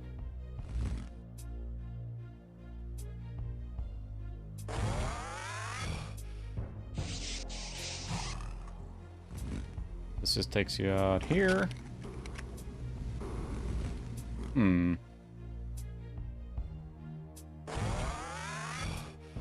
Yeah, then at least, hopefully at some point you get a satisfaction of figuring out where the hell you're going, but... Yeah, I got out! Enlarge! Enlarge! I'm back. Yeah, save.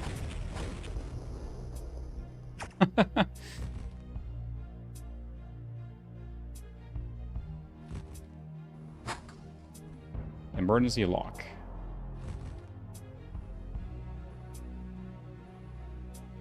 So that opens something.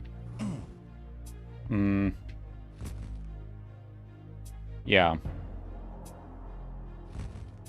That's always the problem with those stores. They're just kind of free-for-all in a sense, right? I mean, I know the stores are, you know, managed and everything, but it feels like, you know, there's a lot of scummy practices going on in all those, like, mobile stores. But, I mean, I have a version of Quake straight up on my phone. I just went there and downloaded it from the Android App Store, and then that was it. That's true. There is a lot of references here that Mr. Campbell would know, right? So that opened something.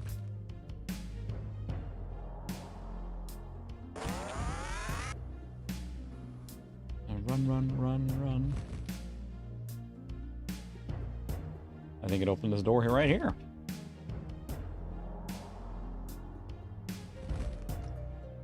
There we go. Okay, we're making some progress here now. I'm not sure where this will take us, but underwater. That's right, they have underwater mines because Screw you.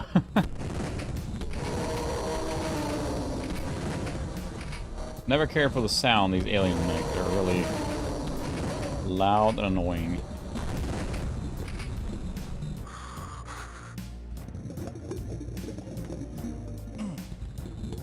This looks interesting. I just raised the water level. That doesn't seem possible. But sure, I'll allow it.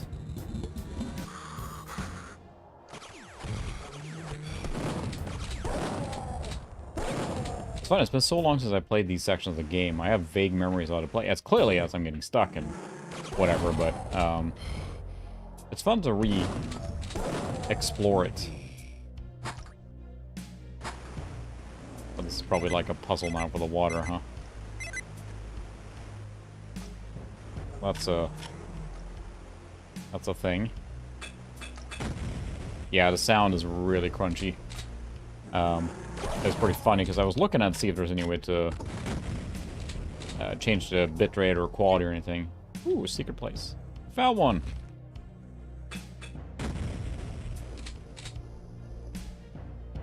Oh, this is back to where the beginning. Okay. Cool. Can I make it over there? Yes, I can. Quite the jump there. No secret behind the waterfall? No. Lame. Oh, the looking here is... Well, he gets quite a bit of air out of the water.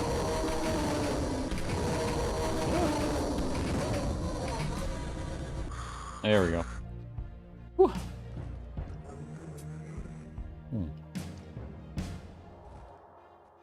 Let's see. Am I walking on the water? There we go. This guy spawning here? What's going on?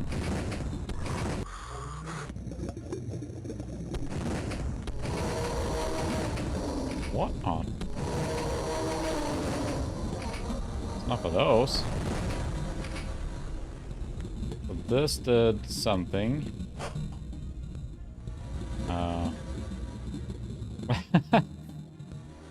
Yeah, let's make it up to the gas station. Perfect.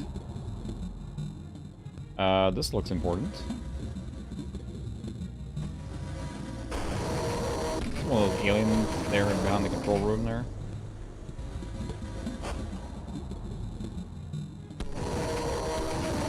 Where are they coming from? Okay, that opened that door. I'm gonna run out of air here eventually. Whoa. A bluey. Well, that looks safe to swim through.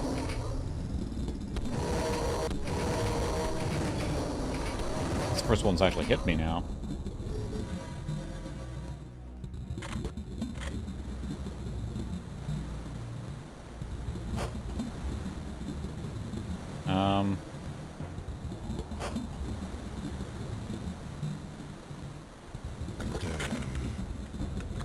No. How long was it since I saved and I got through? Oh boy. I should have learned my lesson. I did not.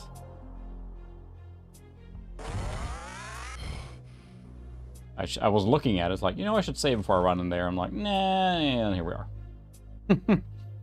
This is part of the original retro experience, because this is how, you know, you play an experiment, and it's pretty funny, because the way they wanted to play these games back in the day was just experimentation. You would fail, you would die, you would get smushed, you know, and insta-killed and gibbed and whatnot, and you would know not to do that again the next time you went through, and...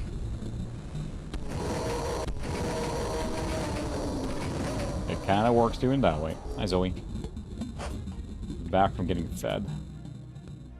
Yeah, it's not a quick save in this game, but it is, should save more. That might be a quick save, maybe I'm just missing it. Ah. That's how you learn, like, eventually you're just gonna save scum your way through the game, because you just don't want to keep playing the same section over and over. It's fine, I mean, that's kind of what we did, too. I did. Where is it? Where is it?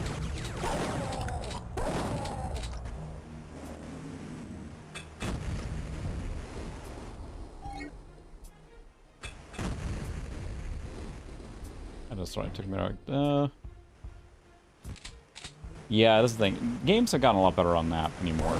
They don't, you know, you don't get, like, just screwed over for dying as much anymore. But I got back pretty quick here now where I was. Oh, these guys can just go away. Excuse me. Pete's sake. Before, they barely shot me. Now they're blasting me all over. Blast him.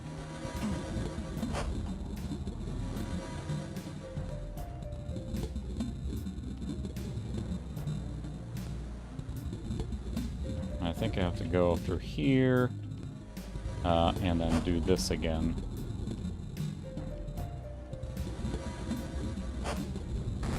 That opens that.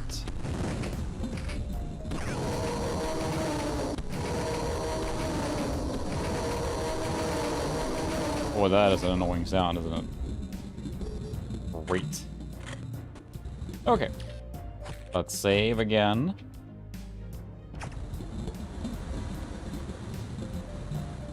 Can I...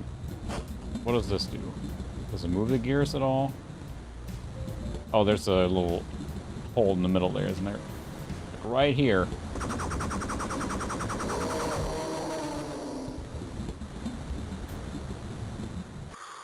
There we go. Been on the water for a long time now. Surprise! Land shark. And now we're gonna ride the water again. Whee! Yankee water. Oh, that's a secret right there. That may have cost me more than... I needed that. Yes, because I blew myself up.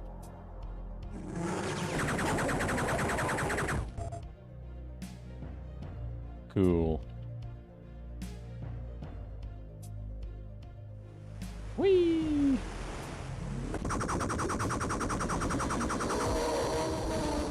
Get some health.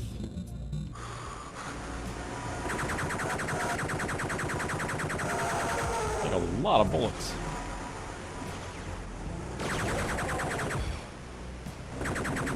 Woo. Again, it's like it's just, you know, level design, all the stuff. It's just really ambitious and pulled off quite well, considering. Dark Force was what 95? To me, that's a kind of a similar feel, like I mentioned earlier.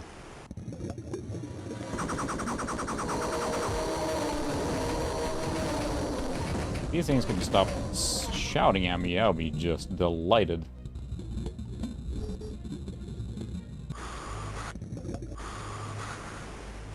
Oh. Oh, there you go. Problem solved, see? It's satisfying, though, when you just mess around a whole bunch, and then you eventually find the problem. It's a satisfying thing to fix. This looked like it was important, maybe? Oh, jeez. Those things just gonna keep smashing back and forth there. Yep. Oh, you need to shoot that button. I see. Ah. But nice find. The shotgun has some range in this game. I'm a little shocked. Woo! I am a little surprised I made that on the first try there. Should probably save. Now it's just a matter of, like, not having to do the same sections over and over.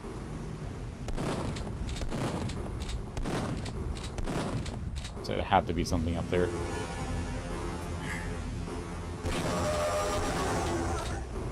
Yes, I know the protective boots are on. Bloop, bloop, sewer level. Echo.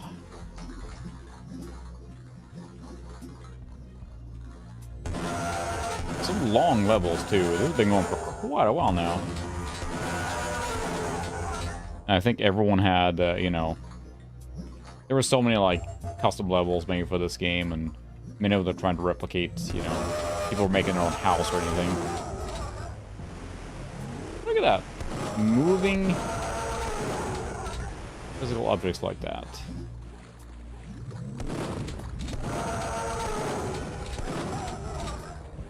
Did that guy just make the cacodemon dying sound?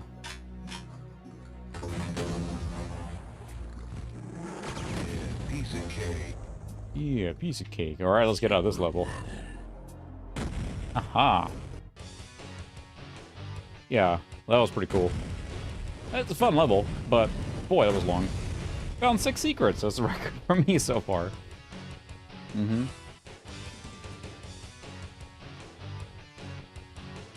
What do you think, Kitty?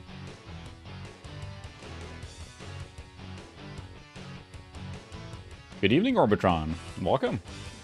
Playing Duke Nukem 3D. Yes, this is pretty obvious at this point here. And we're going to save again.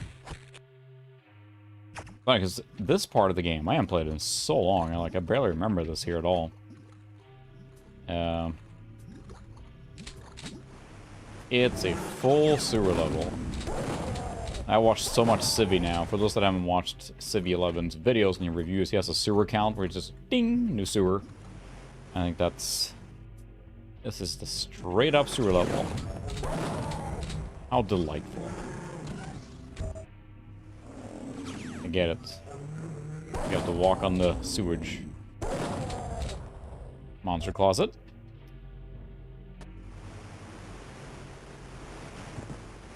So where do I need to walk here?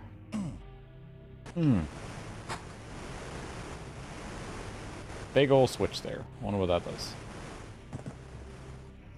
Like, it made no sense for that switch to open something here, but I bet it did. Like, why would that turn on the force field? Why would they put that there? We noticed that you like shooting those screaming aliens in the echoing metal hallways, so we did it again. At CIVVIE11. And I think, the other people that know that better or whatever, I've been watching a lot of his videos, and it's kind of like, he plays a character that's stuck in a dungeon, basically, having to play really crappy games. And he focuses a lot on the retro boomer shooters, I think, in general. So he's done, you know, Duke Nukem and all this stuff. But his Daikatana one is really fascinating. He does really good research. You learn a lot about the game. Or you play some lesser-known ones, too. And, I don't know, it's very entertaining. And, you know, that's what we're here for, right? So...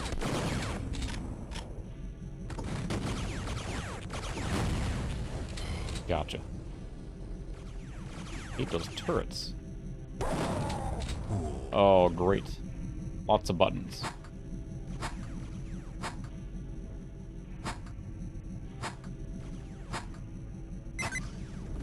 Hey, cool. Oh, easy. Eating Joseph, welcome.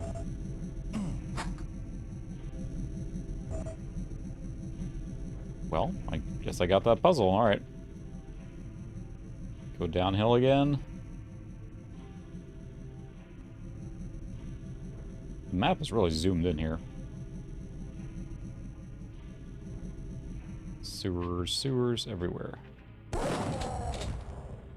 yeah, Civ 11 is become one of my favorite videos or channels for just looking at those old shooters, or you know, he does modern stuff too. Like he did one on a Medieval, which he liked a lot. He did one on Iron Fury, which he liked a lot. You know, there's entertainment value, but then there's plenty of actual factual information there too. I feel like I was gonna get squished there tapping that thing, but I guess not. See the MIDI thing dancing. There's not much music in this level, so.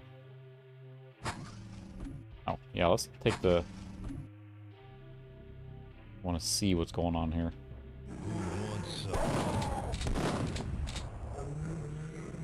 Satisfying shotgun in this game. I think that's what's important, right? So, oh. I think it's important to gauge the shotgun in the game, and that kind of tells you a little bit how weapon design is. And this has got a satisfying shotgun. This tells me nothing. Very nice. That is a lot of pizza. And it's space.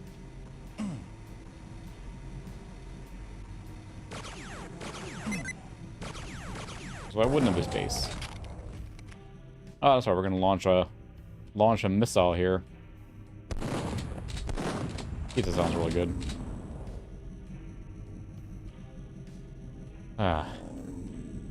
Yeah, and you're right, Solar. It's just fun with being a little bit mixture of messages or messages of stuff. You know, it's fun to do a little bit of mixture of videos and whatnot.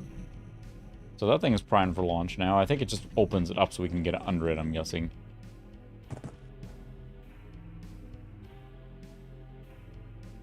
It goes this way.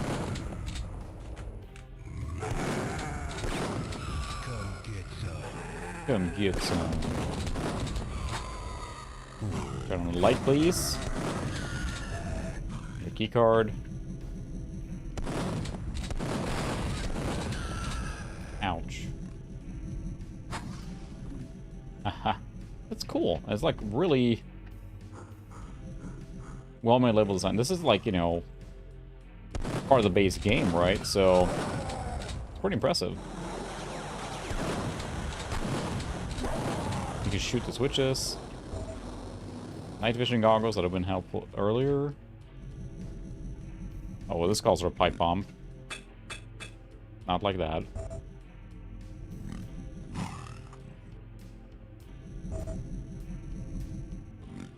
Oh, come on.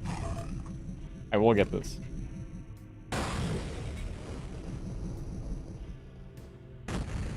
Really?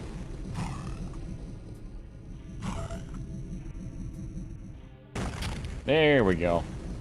First try. This is the launch bunker, but it's... Oh, it's the elevator up to the... I think we'll go to space in the next episode, so...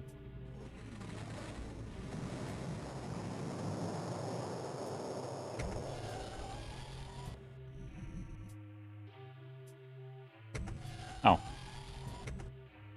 USA.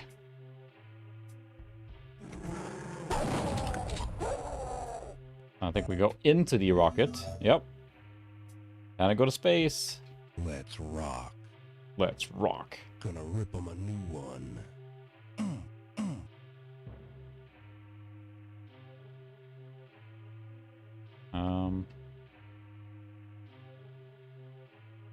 Does it launch from here or not?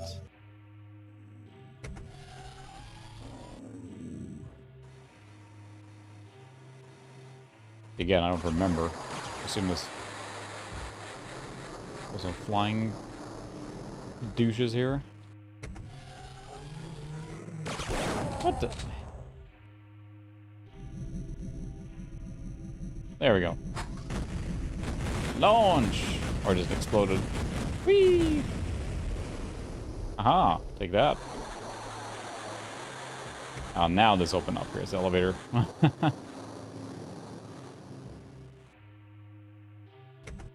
There we go. And that's saying with the data path is that it's...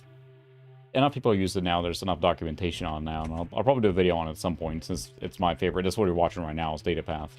But it just can... It's flexible.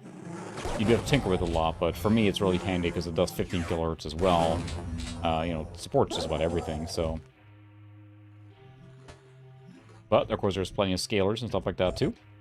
But data path is my favorite because it's just, I cannot feed it a signal it won't take at this point, it feels like. Oh, look, sewer.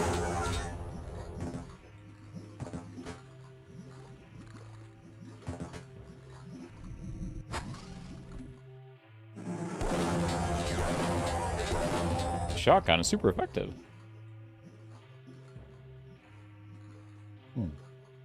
Yeah, I think I messed with the VGA2 HDMI Pro as well.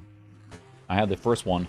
Well, actually, I have one sitting in a drawer here, but I did a really, really stupid mistake. Yeah, I think it's sitting here. DED. Well, actually, it's not in a drawer, but it is DED. I had really poor judgment. So basically, what I did was that it arrived at work without the power adapter, which is common when you buy stuff online, right, from eBay, and it I thought I had the right power brick there. That was like for a lamp. I looked at it, I was like, oh, it looks right, and I plugged it in, but it was high voltage. It was 12 volts instead of 5 or whatever. It toasted it right away. Now, when you plug it in, it gets warm, but nothing actually displays or happens with it, so, oh well. The nice thing with data path is there's no conversion happening. You're watching direct VGA capture, so I can do all the scaling in with the software for the capture card, so...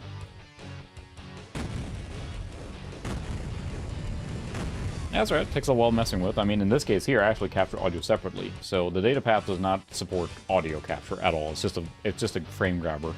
So I actually have it plugged in directly into the aux in port on my motherboard, and that's how I capture it. That's what you're listening to now. But I use it through a like a cheap switcher or whatever, and then splitting that to speakers and also then to my computer. So it works. Let's rock. But the data path is convenient for me because I can capture Amiga with it, I can capture Tandy with it, I can capture, you know, supports all the console stuff too if you use converters or whatever. This level, I remember.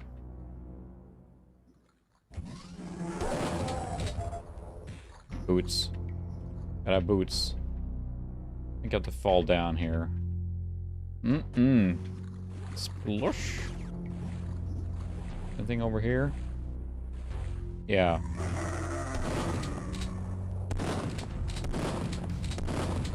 Fine. Let's see. No trespassing. Yeah, that's what I have. Like, well, so let's see. For basically the line out, or the audio out then on the computer from the AW64 here, it goes to a splitter. Well, let's see. No, hang on. It goes directly into like a little switcher or whatever. It's like a freaking Radio Shack S-Video switcher. So it's, you know, 3.5mm to double phono, left-right. The output of that goes into just a mechanical regular, or not a mechanical, just a regular like 3.5 splitter that goes to the speakers, and then also one goes to the computer, and it uses the microphone in or aux in on my motherboard. That's it. That's what you're listening to right now. So. Thank you, Tyler Jane. I've been working at it a long time with a lot of trial and error. I feel like I finally got to where I want to be on the audio levels, right? Because I know that was a weak point for me for a long time. Look at that, even a little boot print from when he walks after the water. That the audio was too low or it was too high.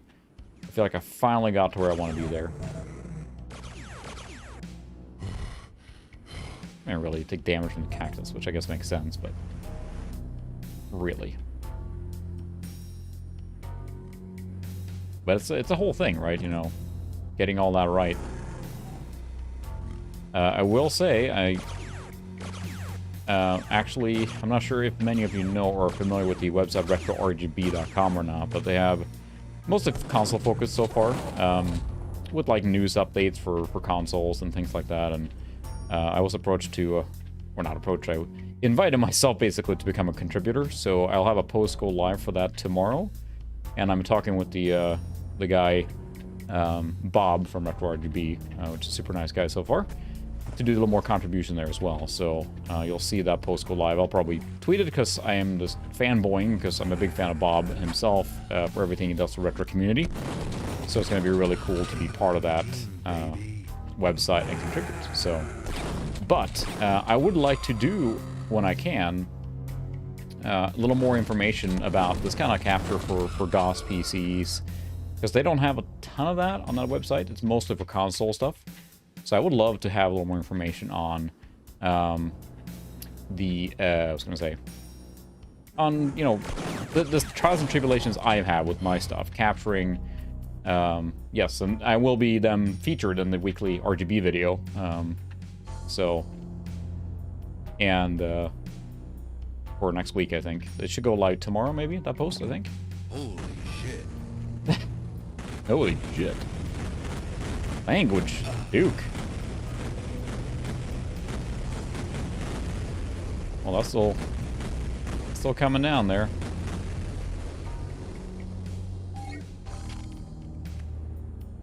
Can't believe I managed to land on that. Yeah, he seems like a super nice guy, so I was chatting with him and everything, and no, he's been super supportive and like, you know, like he said, like if you do this once in a while and it works out, awesome. You know, if you contribute a lot, that's awesome. If you do it one time and feel like it's not for you, that's awesome too. And he's been incredibly welcoming and forthcoming about the whole thing. So I'm excited to contribute more there. Got some more stuff going on there, and I'm hoping to contribute more. As I said, well, this looks suspicious in there. All right, Joseph. See you later. See you later. But I feel like I almost feel silly because I've been watching his weekly stuff for so long, and I've been reading the website, and you know, just kind of on the peripheral of that community. So now I've got a chance to contribute, and I was trying not to fanboy just talking to him. So, but he's a very nice guy, so I appreciate the opportunity to contribute. Good point.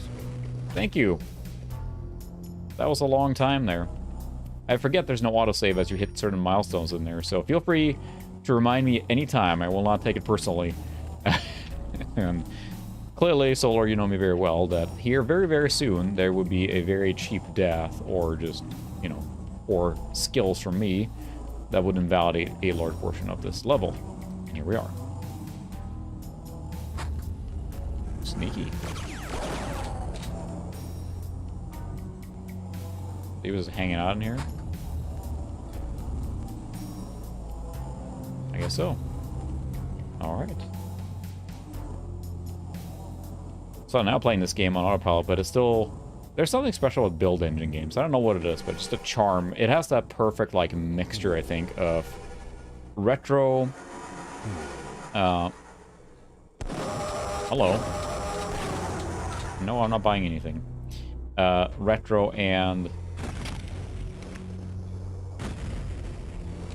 you know, modern. I won't say modern, but it feels modern enough, right?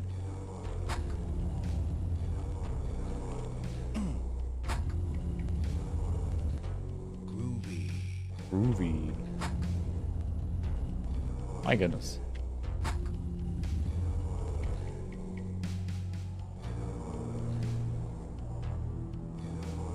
Okay. Feels like I need to shoot that thing. Maybe not. A spirit quest here now. Ow.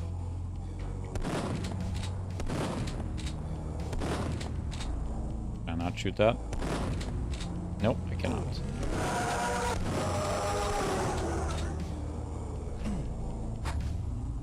My goodness. Elaborate. Yeah, Tech War. I'm interested because, like, it would be neat to stream that. But it looks so jank, it's like ridiculous. Oh my, that's gonna shoot a shrink ray on me, isn't it?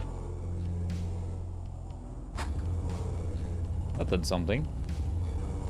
Oh, you need to make it back there in time. Let's see. Yeah, okay.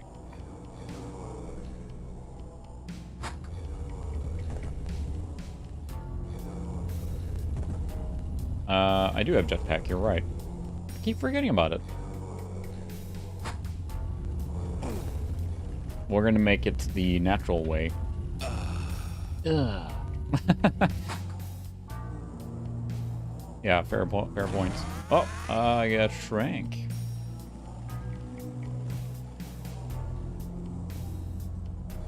But I don't think I want to be shrunk here.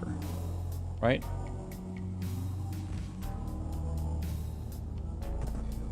I don't think there's anything up on that ledge there. Oh, it's this hole there. I see. Okay. All right. Okay. Okay, we'll use jetpack now.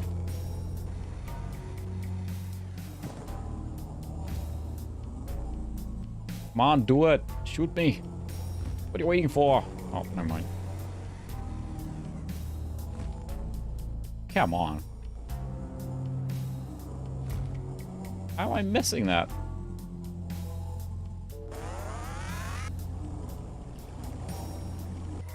Alright, fine, we'll save. We're gonna shrunk down.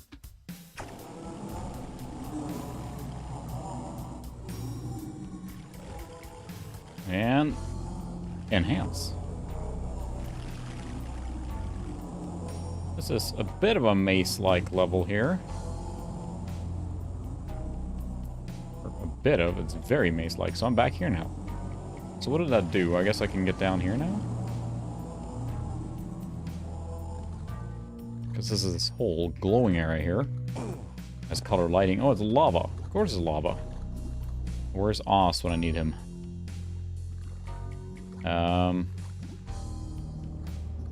This seems like it will be a bad idea.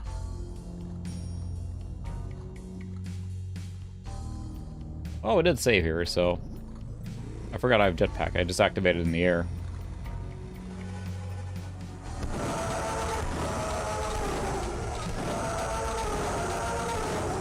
Annoying to take 3 full shotgun blasts. This might be the proper way to get down here, I'm guessing.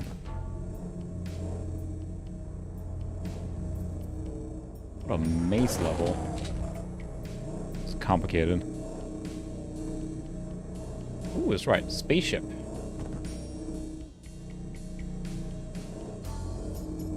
Freaky.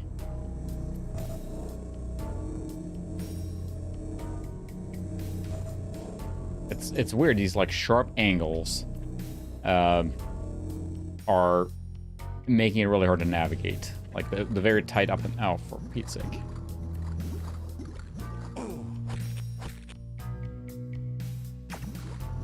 Well, it's alien stuff, right? I do like the fact that they designed all this to not have to use the jetpack, right? You can use the jetpack, and you probably find secrets that way, and it makes it easier. 'Cause I see a ledge up there.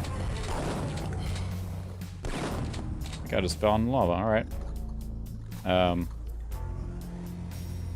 it was secret up there, maybe not.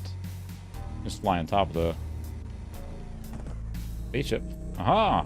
King of the world! Can't do anything here, but, you know.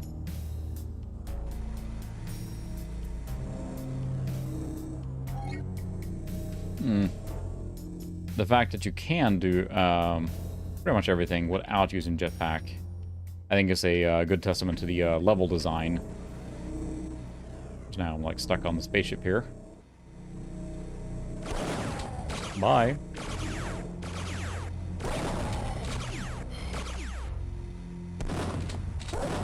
Whee!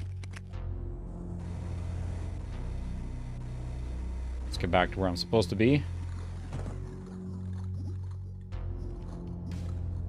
Yeah, it's funny because it's like it. Okay, that's exactly where I was a second ago. It's it's cold there again. It was really cold there for a long time. Alien.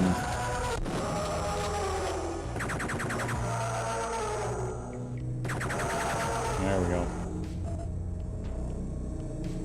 This might be the last level here for this. What do you call it? Not a version, but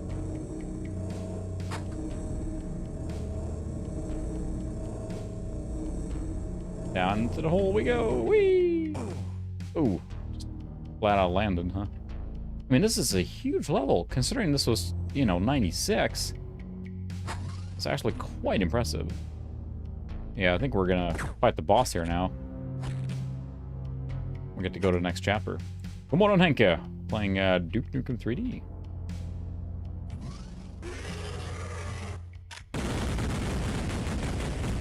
Yeah, I think we're actually gonna fight the first boss now. Yep.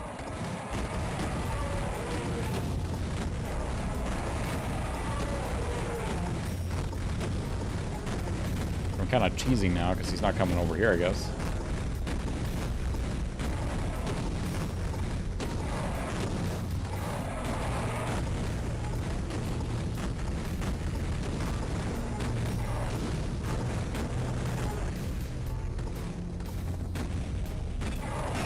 Oh, I chopped myself there. Oh, he's a hit scanner.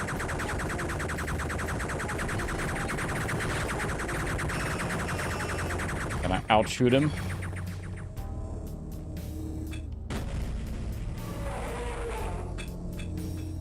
Die, you son of a bitch. Oh, he said a bad thing.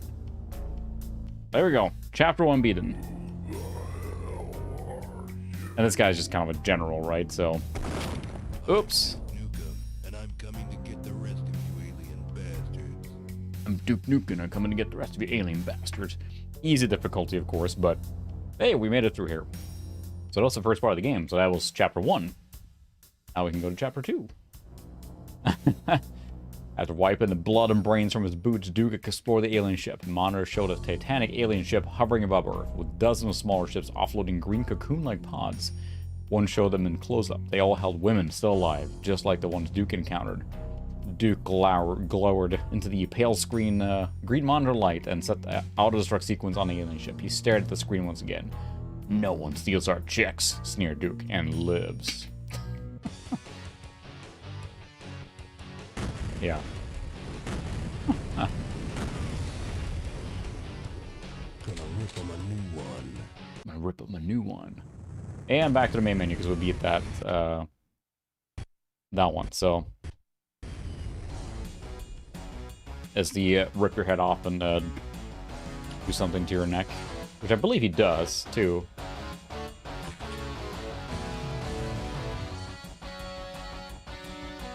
I listen to music a little bit though. Yeah, it's such an iconic game, and yeah, I don't know, it's just really, really good. Again, we talked earlier about how, you know, it's a bit tone deaf as far as like the character, which makes it hard to make Duke work. Instead of speaking just, you know, an old action hero, but all the other stuff around it.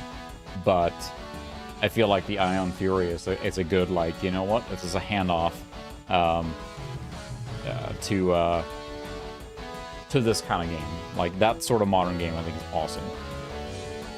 Because I'm playing with my actual, like, original version that I have here. So I have the CD for this.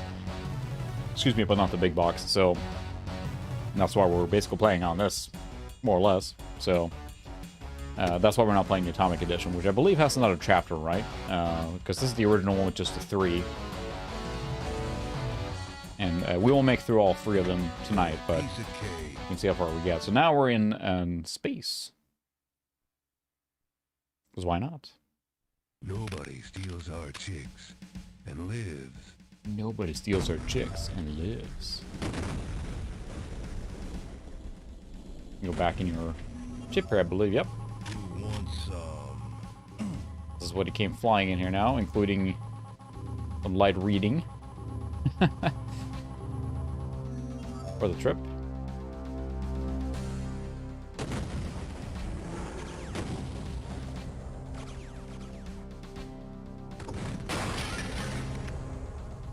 I think there was a guy here, but he is now toast. And it's funny because every time, I swear, every time I stream a game, like a classic game like this from this era or whatever, I kind of get into it. Often when I play games by myself or whatever for, you know, my own enjoyment, I kind of lose interest or feel like I should do something else or something. That's why I like the streaming, because I kind of get into the game, and sometimes I feel like continuing the game too, and I'm undecided if I should always stream that or if I should, like, you know, once in a while just play the game for fun too.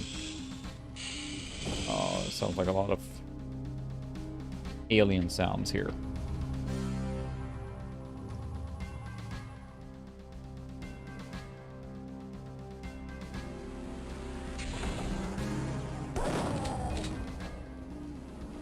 Because, yeah, the sci-fi setting is cool too, and, you know, cool setting, and it's a nice variety, right? Because, yeah, the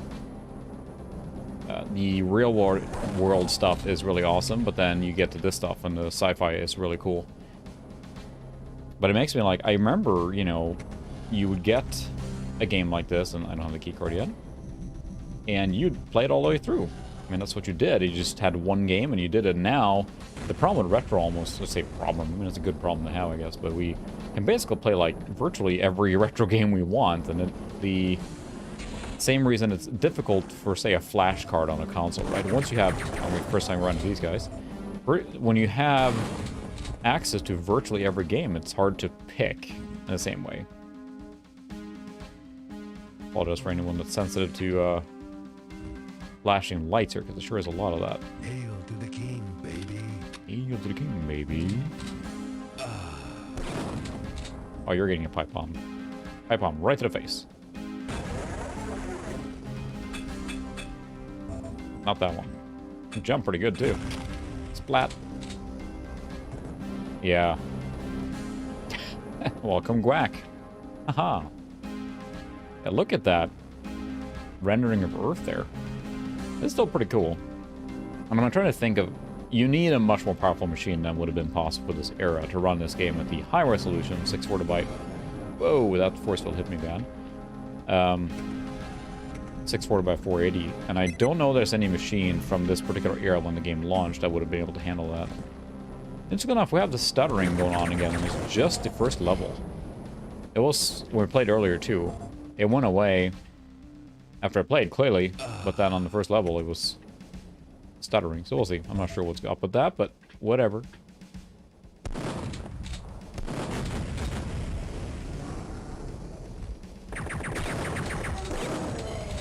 Hit scanners. I know CV11 makes reference to that a lot too, because the hit scanners are just, you know, brutal. Oh, come on. I don't have the machine gun yet. That will be very useful for this. Taking a lot of damage now here on these.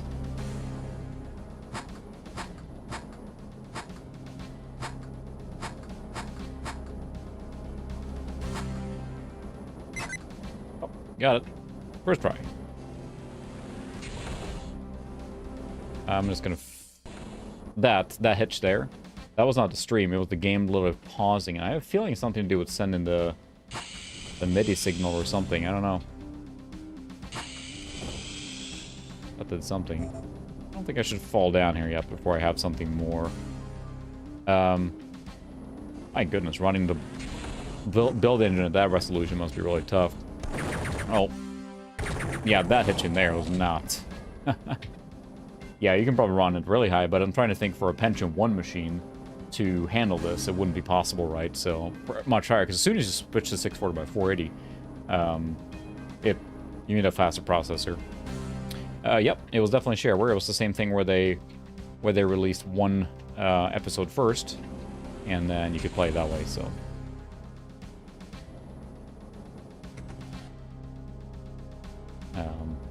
yeah, because it's funny how running high resolution in software mode is pretty taxing, so...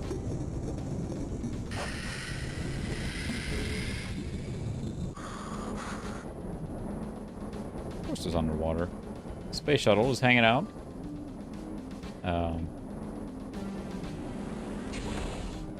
That's right, I need to go down here. I sure like making these levels complicated. Yeah, right, like Doom, and I think that it feels like for a while there, it became kind of the norm for games like this to have episodic content to basically always hand out the first one. Like, that was the distribution model, right? Shareware, and you could unlock the full one, or... Oh, I forgot about those jerks. Haven't saved it all on this one, huh?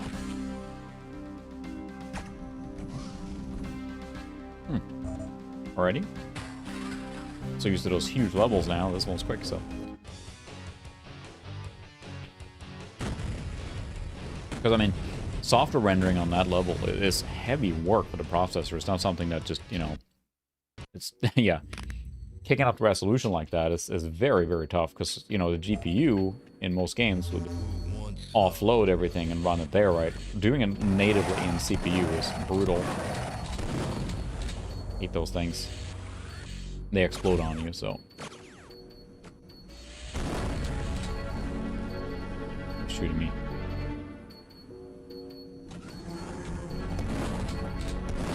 We have some very Doom-inspired music here now. Yeah, it's pretty advanced. I mean, again, this is... So, Quake was out at the same time, right? So, more advanced engine, but I think this is still very impressive for... Oh, no, you don't. Cute. Like you can gotta shut yourself in this whole thing. Like, nope, I'm just gonna hang out in here.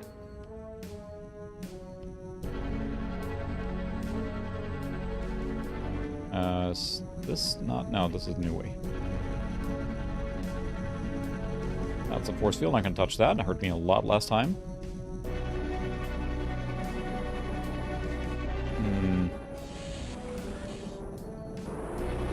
The whole level moved there. That's pretty impressive. So many flashing lights, though. Where is it? Trip mines? Yeah, I'm not gonna bother with them.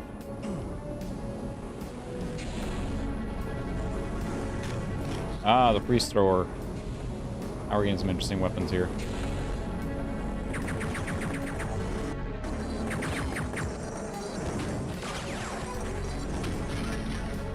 You can shatter them, of course, so...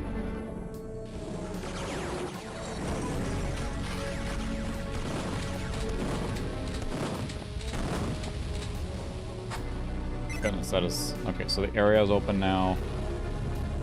So that has to be a door here. My server closet.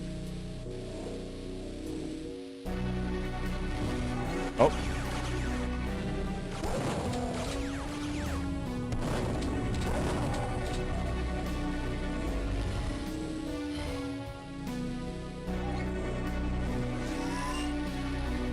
No!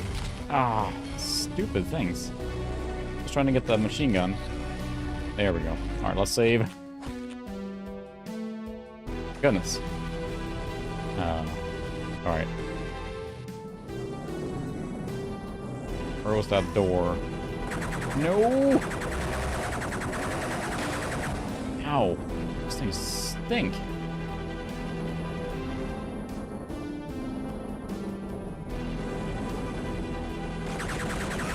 There was no one in there before. So even on the easy difficulty here, I'm taking a lot of damage. Like anything touching me or shooting me, just tons of damage. It's gotta be, careful.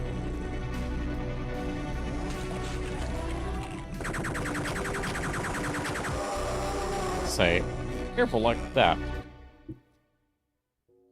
Okay. At least I just saved.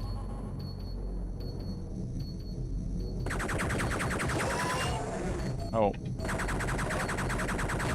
No. Those things can just...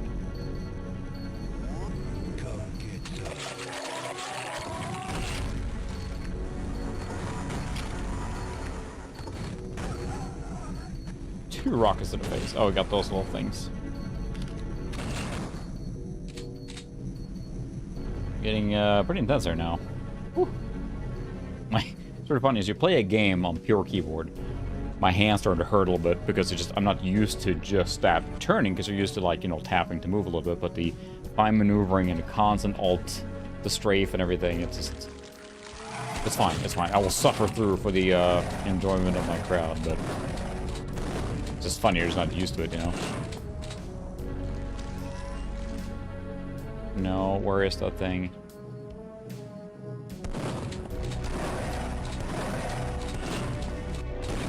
Why is it like screaming like a Doom imp though? Just a few alien references here, and yeah, got that hitching again. It's weird.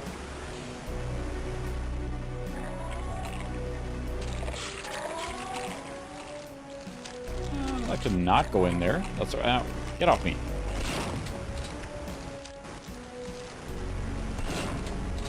Goodness. Do I have a health? No, I do not.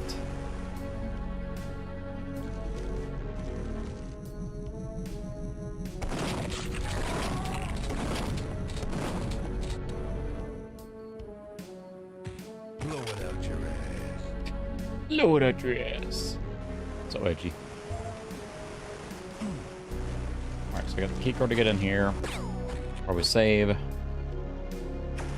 It's funny because the first level was like, that's not bad, and now the level just keeps growing and growing and growing. Some health will be just dandy right about now.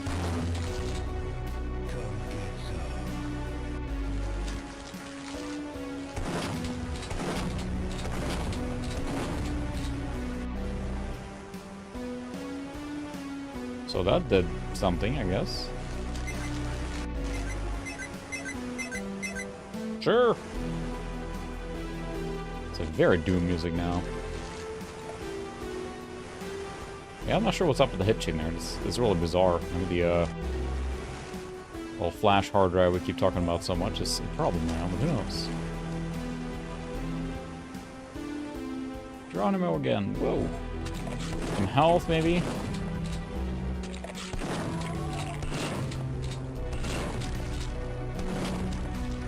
Oh, there's first aid right here. Thank you. Ah, much better. So this is the entryway down here.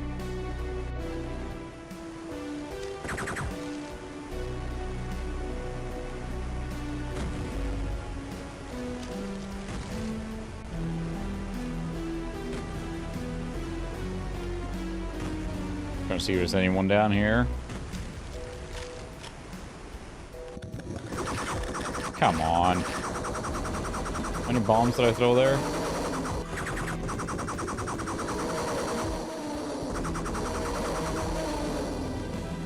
Got him. Whew. Yeah, it's these aliens underwater just have that annoying... Oh, the Devastator. It was good, because I almost nuked myself into oblivion there. Oh yeah, it's just a lot of weird hitching.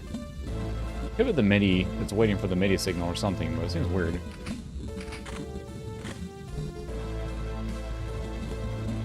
I think I'm gonna save the Devastator a little bit. That is a powerful weapon.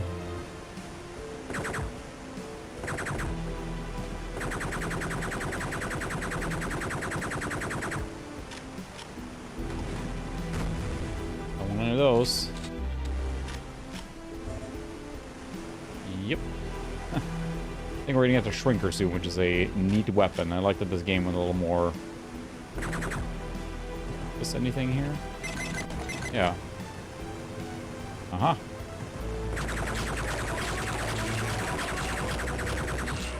Denied.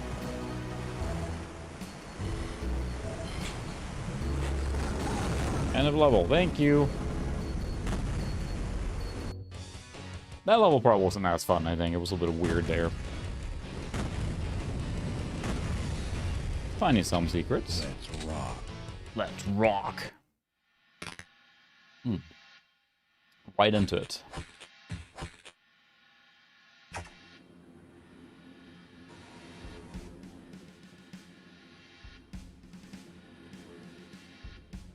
Camera. That was cheap. Really? Any more of those around here?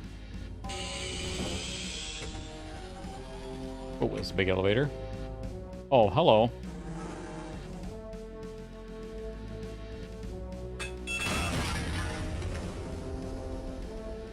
I thought I could drop one there and then go up.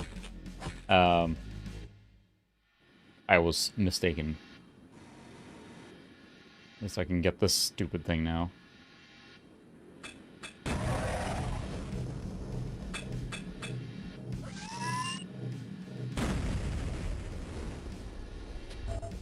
That's right. Groovy.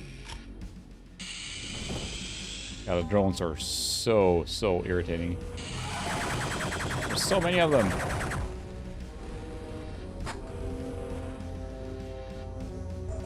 Yep, I will take that. Armory, right? Yep, what's in here?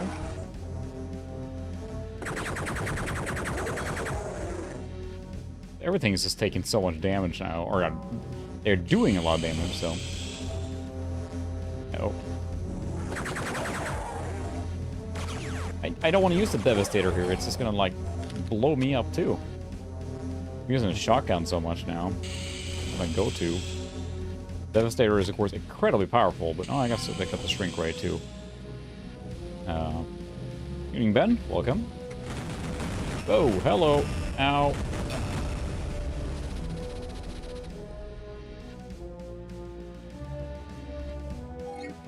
course, there's lots of atomic health here. That's helpful. Get some. You can get some. This was the right way to go, apparently. Alright, ha en bra dag. See you next time, hopefully. But yeah, it's early in Sweden now, of course. Or not early, but it's time for workday. 7-hour time difference from where I am. I'm familiar with that, of course, because I talked to my parents and everything. And getting all that arranged is always fun. They really like those flashing lights in this game, don't they?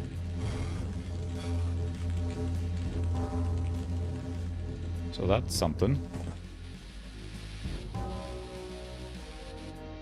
Yeah, so we can I not get up here now? Yeah.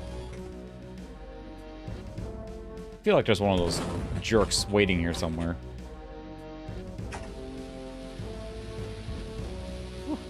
Alright, see you later, Solar. Good luck with your new launch of the channel there. Oh, that's not what I want to do. I was hoping I could see if it's smart enough to do this.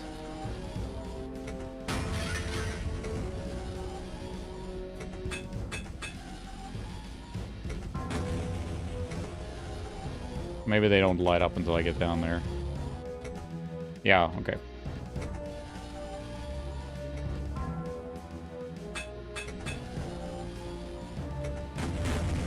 Yeah, look at that, it worked.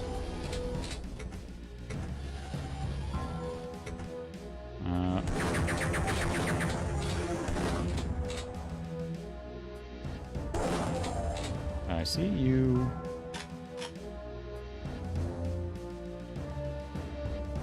Have this key card now, I think. Yep, there we go. Blue key card. I feel like there's gonna be one of those like exploding jerks waiting here now around the corner. Yep. Sure was. Look at this. This looks important. I mean, the Devastator is cool, but it's just... Whoa, with the perspective is kind of throwing me off here. It's really cool, but it's like in these tight quarters. If I use the Devastator, I'll blow myself up pretty quickly. Because I will do it. Let's see.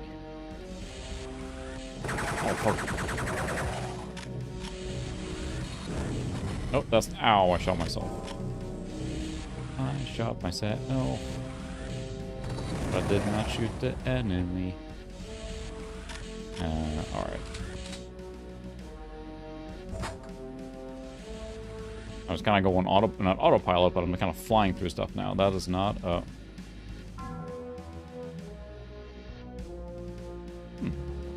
so that sends the shuttle over here, if you will. Again, quite complex here, and that's open space. That's fine. Duke is so awesome, he can just hold his breath.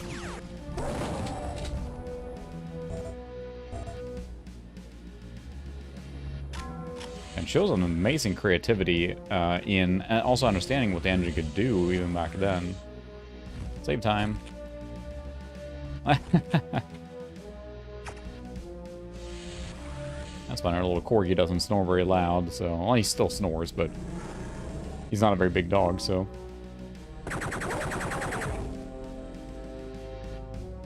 Well, I did die to the cog wheels, right? I'm not sure, were you here for this earlier for the stream then? I got squished. That's the thing, I think, so far. That has environmentally killed me.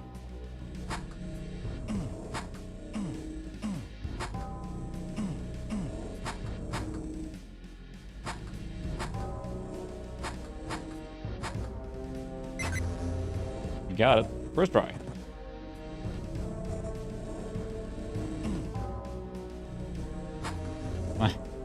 I like that they put little switches in there too, so you can get out when you inevitably close yourself in.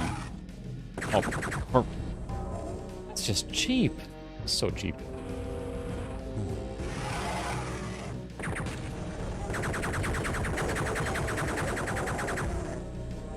One of those jerks.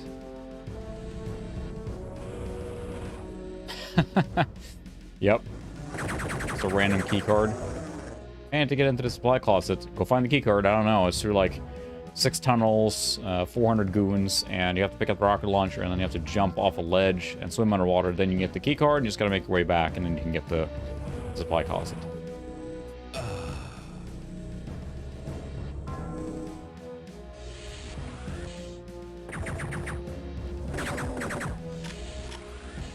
Fine.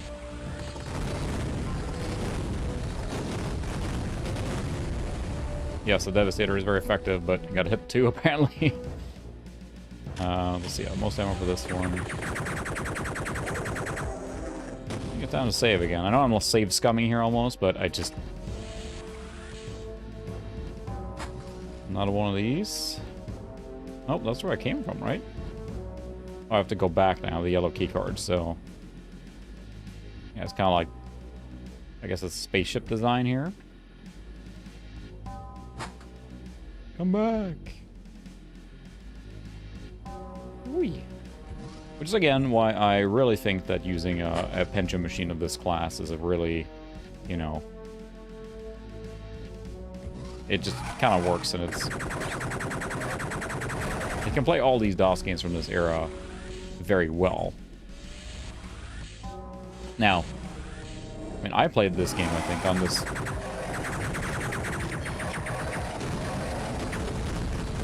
Sorry, I'm just have to bring out the big gun to take care of that. That was ridiculous. Oh, I hate those things.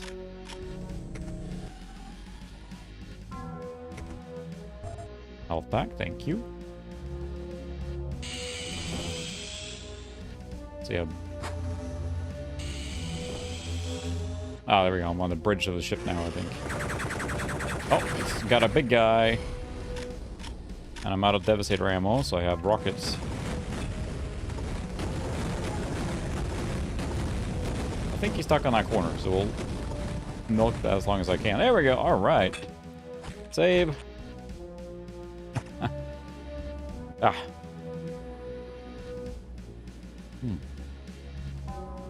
There we go.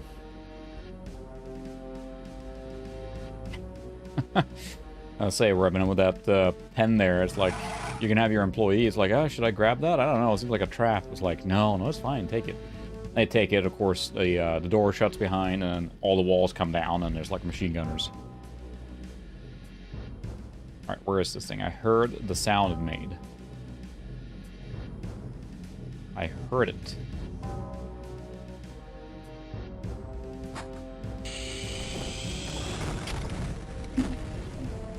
Hi, Zoe.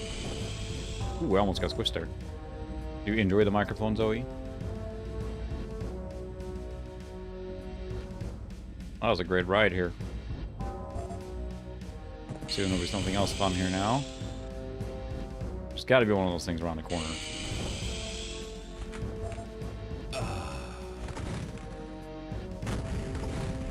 Big areas, too.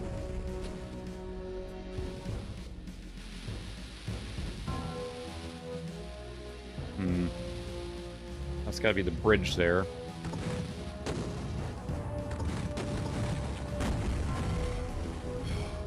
Now, when you're circle strafing, you should not be strafing into the things you're trying to avoid, right?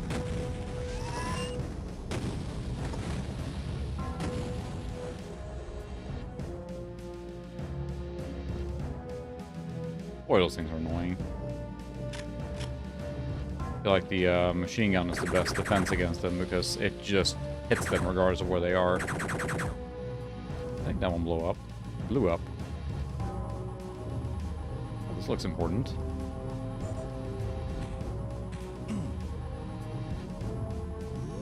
Welcome to Earth. Saw you. So more of them.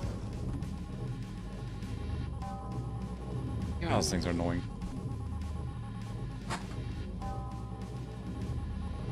This is all doing important things, I think.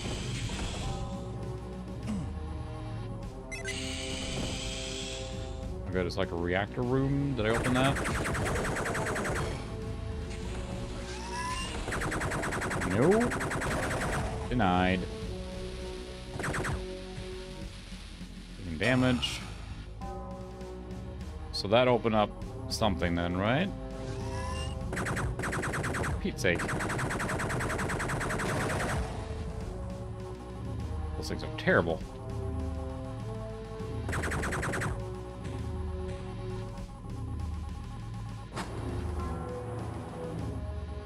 Oh, look at that. So this is the bridge of the ship, I guess. Like Klingon-esque design.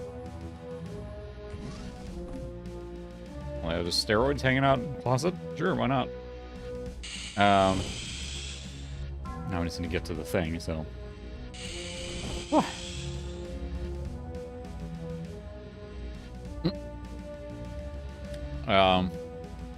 Yeah, I think that's happened before too. Some cats are real nice, some cats like, nope, don't handle me.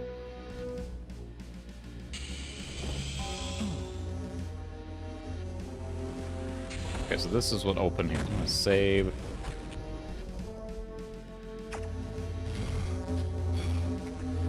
Why am I going into the engine room here? I mean, I like the design and it's cool, but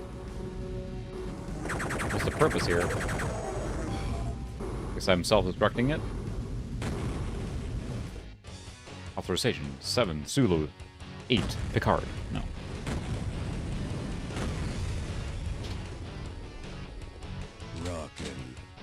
Rockin'. We had luck. It's always been pretty okay, but they don't really tell us, right? When you take the bring in the cat or whatever, and they bring back. And I think it was one time where we had her in the carrier, and then the vet assistant was. I'm trying to tell, like, you know, Zoe doesn't like the vet like most cats don't, you know. He's trying to pick her up, and I'm like, yeah, we kind of grabbed the hind legs, and then yeah, the hind legs kicked in. She got scratched, but that's occupational hazard for a vet assistant, I guess. So. Alright, awesome. Thanks for stopping by, Sukra. See you next time, hopefully. If not, catch you whenever.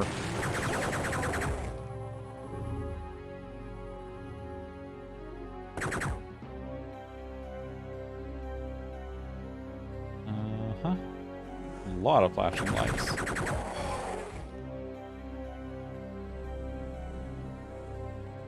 Making it hard to navigate, and maybe that's on purpose. Those jerks. Come get some. Oh. I'll take that.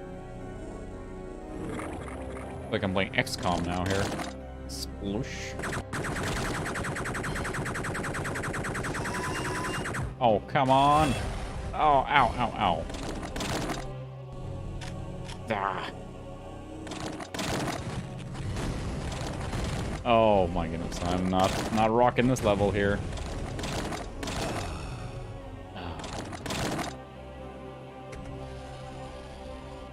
Anyone else?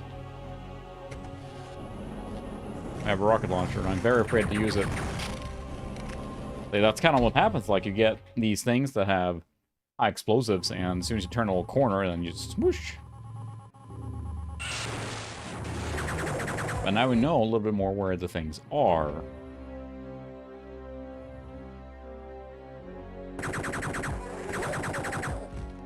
I feel like there's not much shotgun ammo here. I'm so used to having the shotgun be my standby.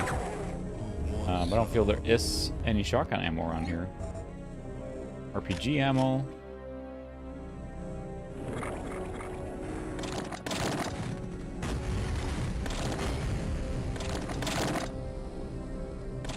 Where are those things?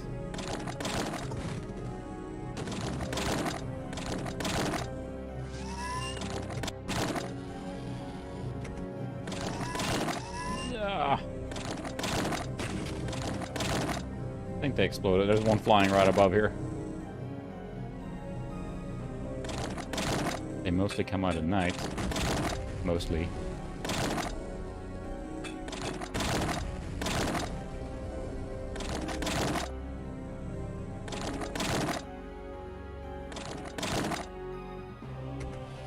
See ya.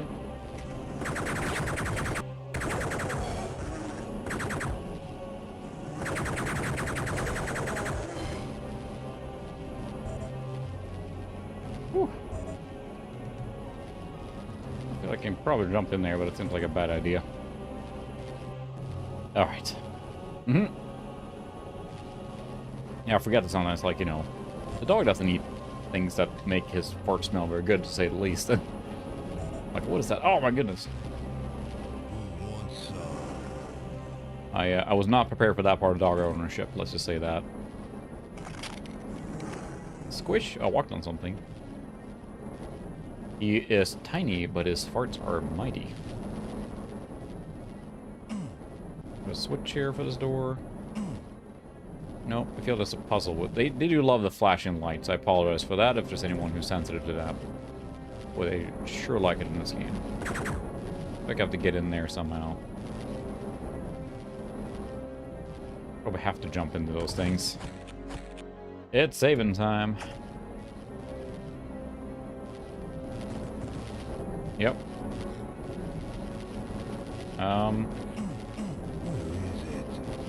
So this is cool.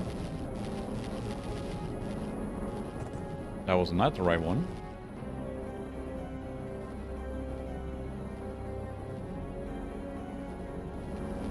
Come get some. There we go. This might be more interest. Nope, not really.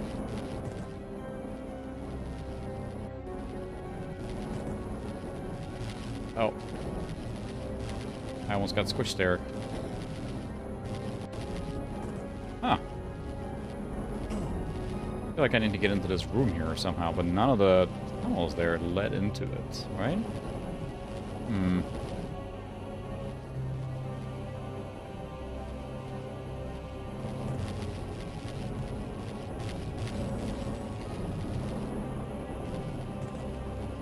Interesting.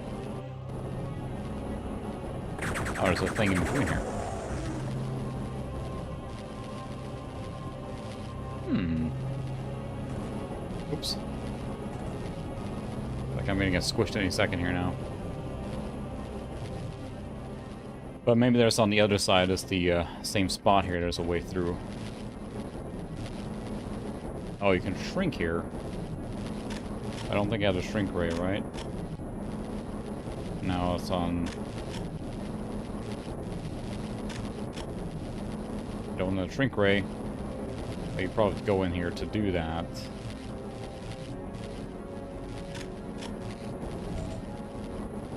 Hmm. Yeah. Yeah, I can't crouch through that. I tried it. I think I need to be miniaturized probably, but I don't have any shrink ray. There might be a place you can do that, because it's probably in here. That's what I'm seeing in there, but... I don't know how you open this door here.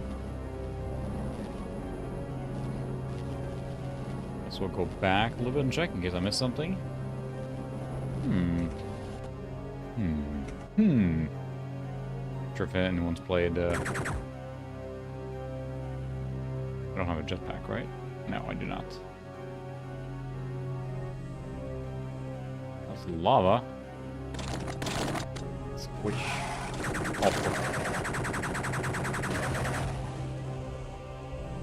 Jerks. So that's somewhere. That's where I am.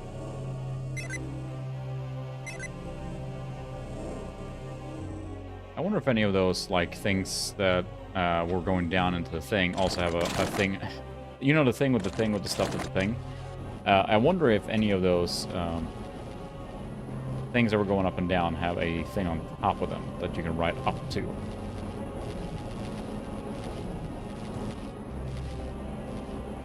Didn't see one, but... like I must be missing something here.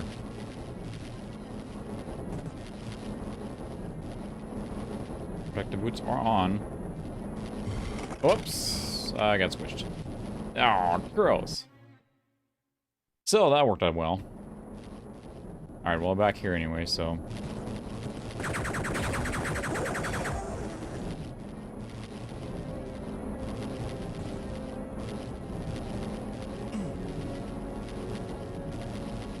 just a little claustrophobic in there. Oh. No! Oh, there's a switch in there. That's what did it. Got it. We're in the right spot. So to do it right. Alright. Yep, that opened that door. Of course that's where you put the switch for that door. Why wouldn't you? I mean, it makes perfect sense. Is there a med kit up here? I think there was. Maybe? No. Alright, whatever. Okay. It's like you're playing like Metroid or something, and you think about, like, hang on, who designed these like ruins or whatever? To turn a little ball and roll around to get through stuff.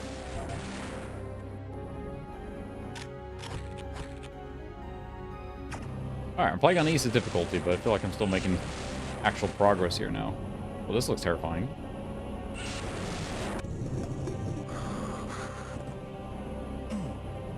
Yep, I gotta dive.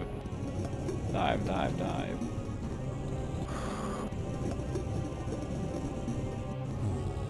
Pipe bomb. Squish. Okay.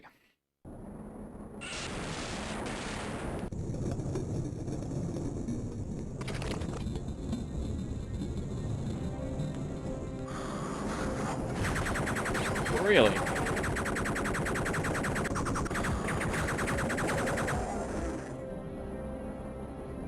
Another one I got open.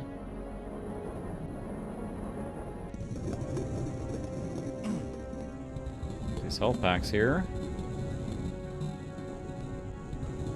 So I'm not sure where I can go with these things without getting just smushed to smithereens, as it were.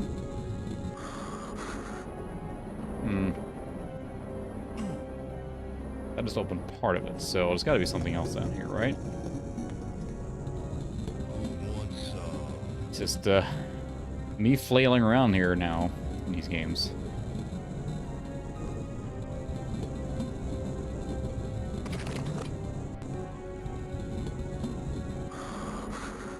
Did that close the door? Okay, so that's the one to open it.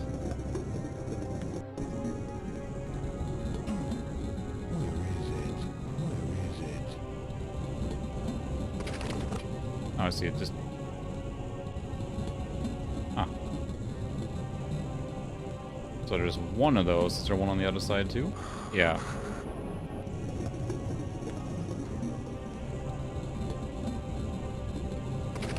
There we go. It was 2 switches.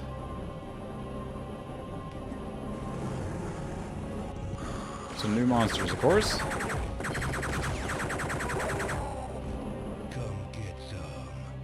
we have a health pack? No, I do not. It's constant just scavenging for health, which I guess, I mean, that was the... That's what's the style of the time. Save. A lot of saving. Oh.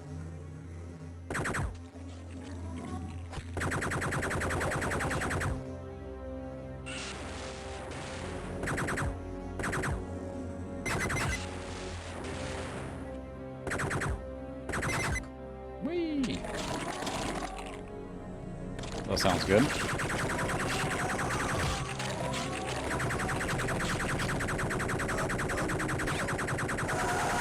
Die anytime now. Turning little bullet sponges here now.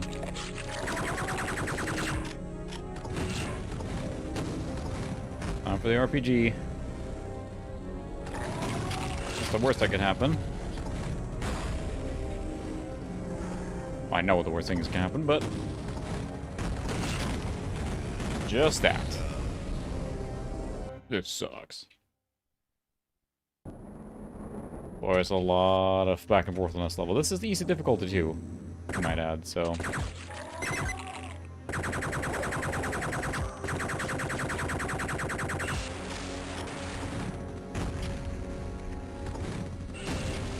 Just gonna clear those rooms out from the outside here a little bit.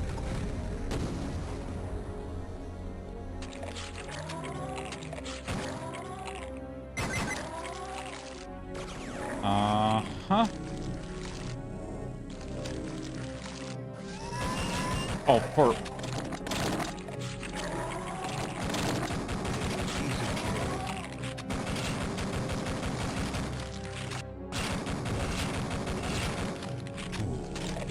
I don't want the shrink gun right now. Oh. So I can't be there. My goodness. Whew. Getting pretty intense now here.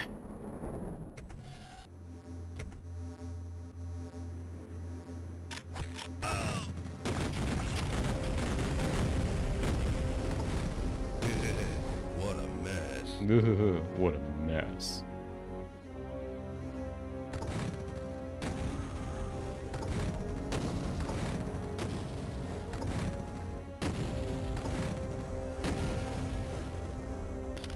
You really don't want to go in there. There we go. It's funny because it's like... It feels like a, I mean, typical game of the era, right? Is it...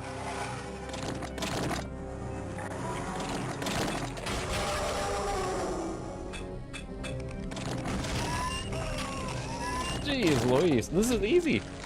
On the easy difficulty. Like, I walk in there, I get just spammed. I walk out of there, I get spammed, so...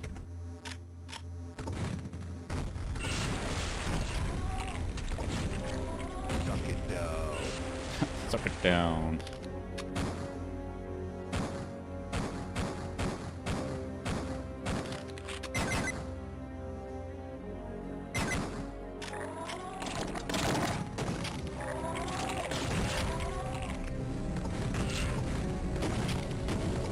Gonna bombard this with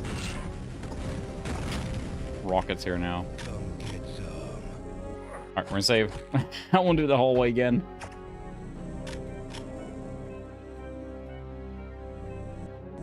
I think that cleared it out. Health pack, yes please. So what's up with this corridor here now? Because as soon as you walk in here, it's just death and destruction. I got shotgun ammo now. You're right. That was kind of like almost a design trope, right? A lot of them used that.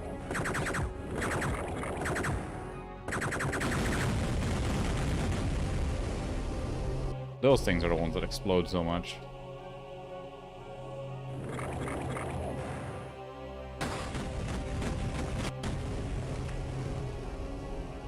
Everything's exploding. Large medkit. Yes, thank you. Oh. Secret place. Of course there's one of those chain gunners in there. Why wouldn't there be? There's literally just a monster closet fall down here. Alright, I should save again.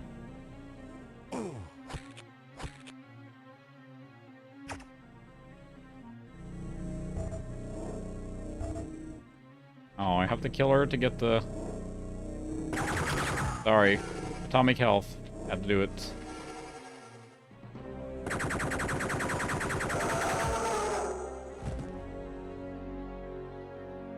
Okay, are we done exploding everything here now? Maybe. We're in space.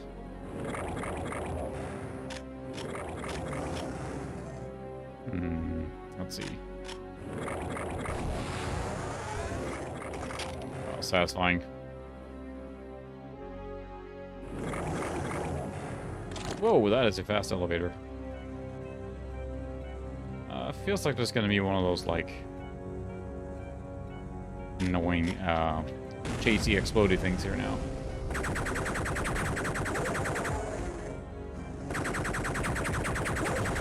Sure like the blinky lights in this part of the game. It's so long ago since I played this, I can't even remember anything here now. A nice little water churn here.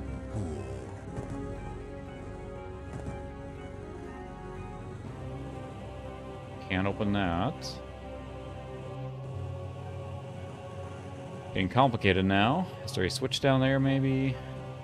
This exploded and opened up. Oh, there's a switch right here. That's convenient. Gotta hurry enough for that, I guess. Nope, I got stuck in the geometry. That is not a lot of time.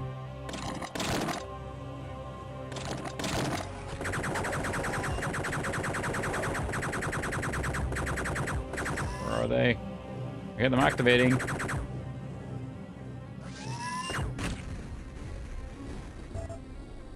Sure did. I'll just switch over there.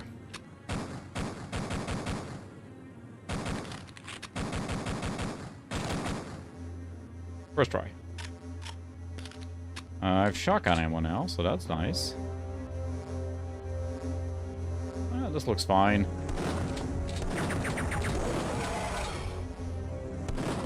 That sound like those... Oops, protective boots on.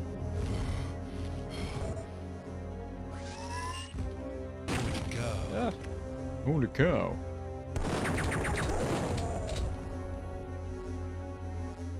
This looks impressive. I feel like... Oh, I'm taking a lot of damage just looking at it. So... Should I jump down there? Probably saving time. Well, this level is somewhat brutal now.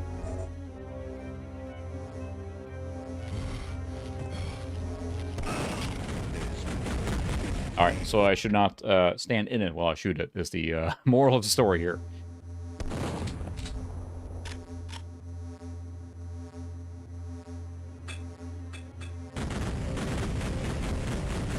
That's probably a good idea.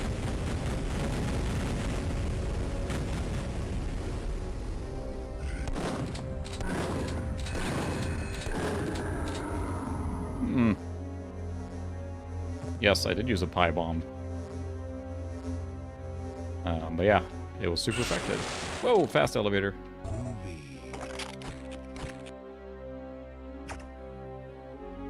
Oh, medkit, thank you.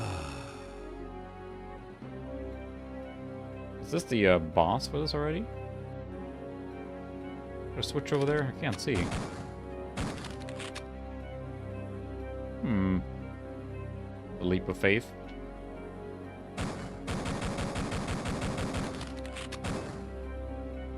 I don't have a jetpack, so... Just switch here somewhere. There's been several of those buttons you shoot here, but I don't see one here. Ooh, the moon. That's no moon. Oh, we just saved.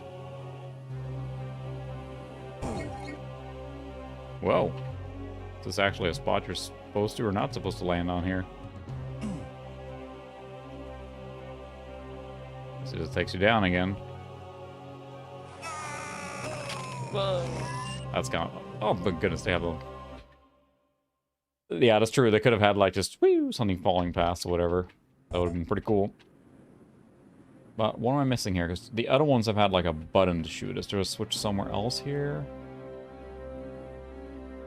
Can't see anything. Haha. I've ever seen the action figure that has, like, the, comes with Luke's decapitated hand or whatever, you know, cut off hand with a lightsaber attached to it still. So I don't see a button there. So we'll go down. Yep, there was lava. We had to do that. Done that. You see that? There's one of those jerks hanging out on the security camera there. Right there.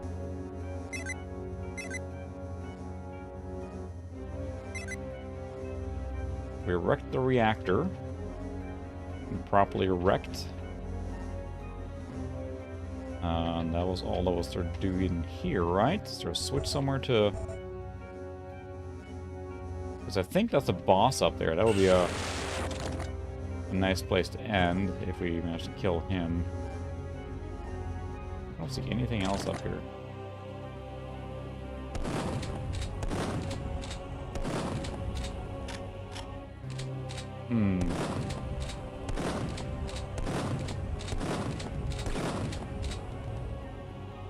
Gotta be something else somewhere, right?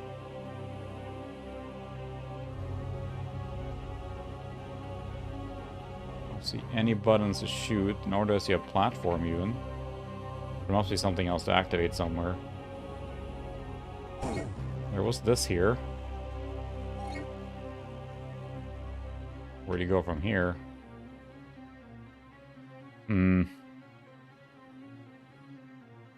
Well...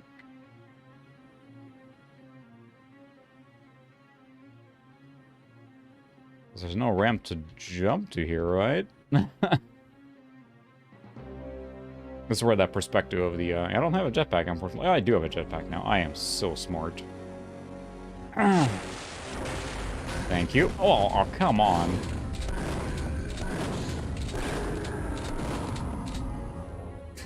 Well, I have the co-pilot. I can't believe I missed the,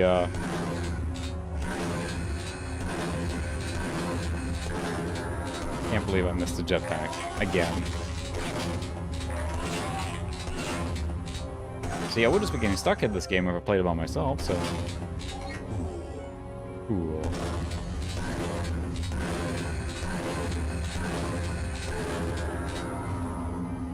Okay, so it's not the last one there yet.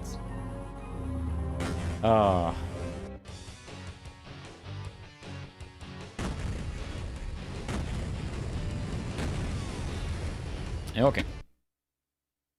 I'm not sure if this is the last one or not, but this is probably have to be the last level for us. I think for tonight, but it's still a fun game, you know?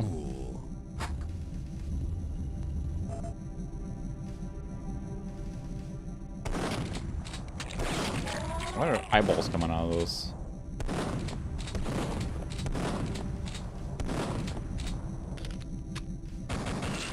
Sneaky bugger.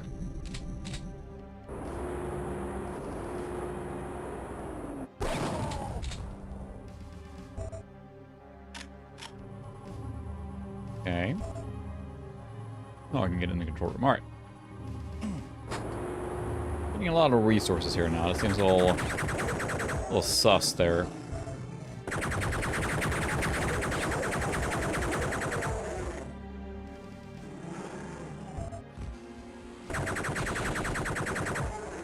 How many of these guys are there? Whoa! Almost dodged there in real life.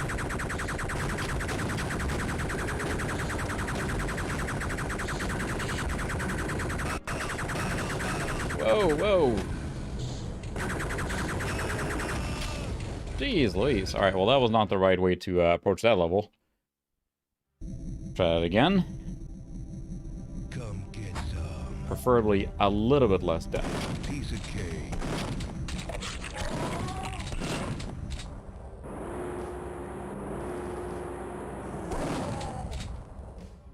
So there was a lot of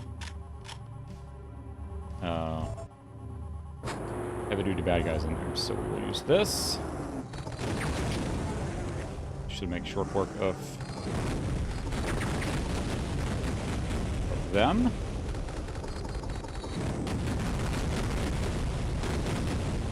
Devastator is marvelous, but they don't give me much ammo, of course, because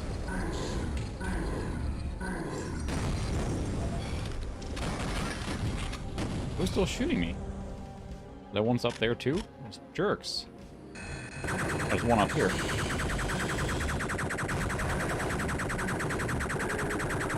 And those things too. A whole bunch of them. Why not?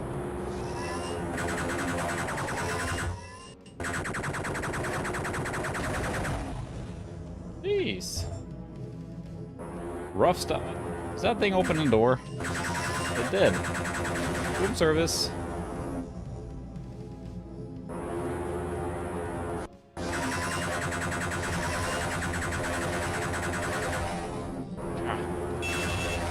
Oh, wow. It literally exploded right there. I think there was like a monster closet right above there, and there's more of them. Forget this.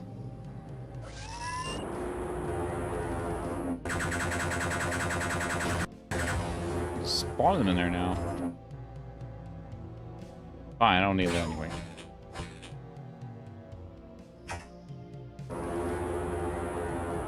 Yeah, this is suspiciously large open areas here.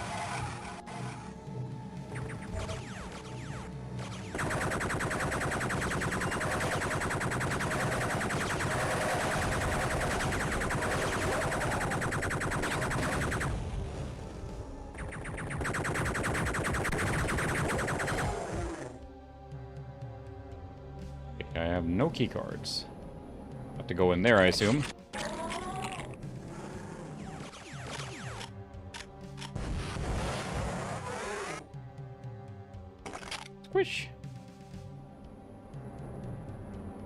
Pipe bombs? Yeah. Blow it out your ass. Duke, watch your mouth.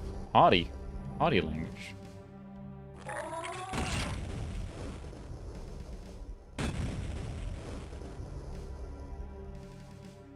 This kind of went in well.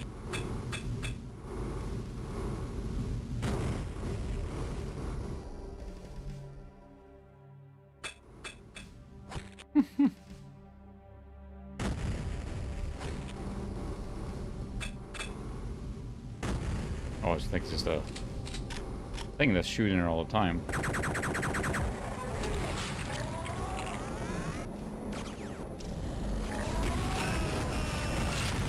Whoops, daisy. I mean, I meant to do that.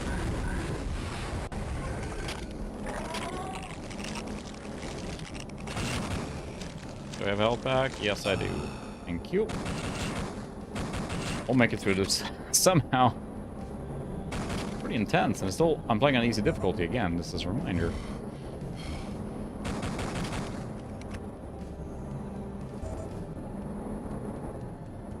That's a mean thing there, it's blasting constantly. Whee!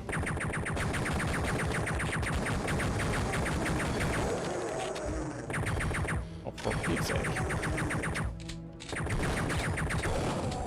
Eat those guys.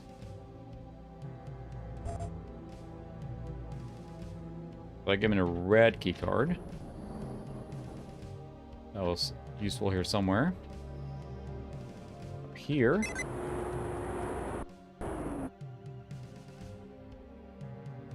Interesting.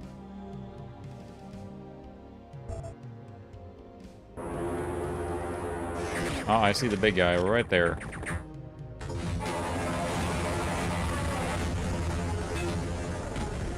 Ow. And just shrink him. Okay, there we go. Uh-huh. I needed that. I needed that. Yes, you did.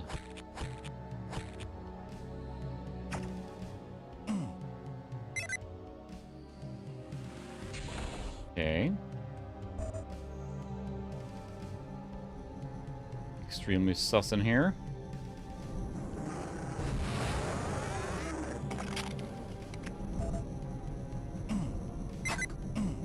So what did that open up? So much like room hunting, switch hunting, door hunting. That's the style at the time.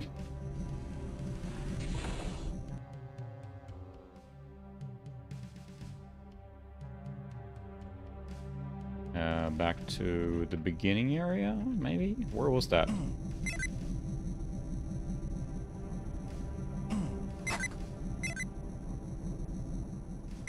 Does that just open a door here? I'm so confused. Because there aren't that many areas here in this level here.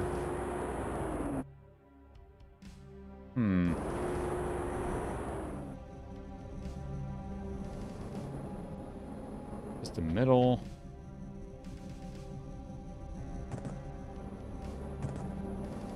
I am very confused now where to go. Keeps happening a lot apparently.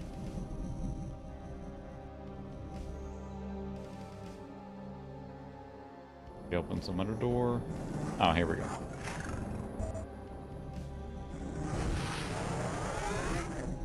Squish. Satisfying.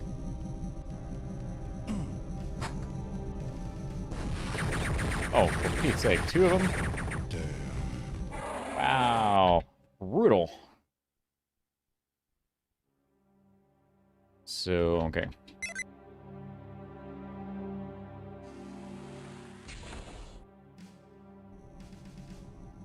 There was one of them in here. Sorry. I'm not sorry, but... So where was that door now? It was through... out this way. It opened one of the other sides to this whole thing. Already forgot where it was. Here. So two of those big dudes.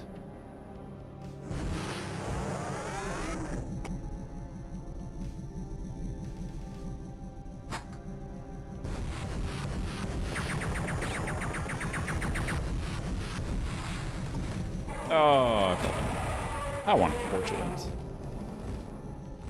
Now that guy's gonna enlarge again.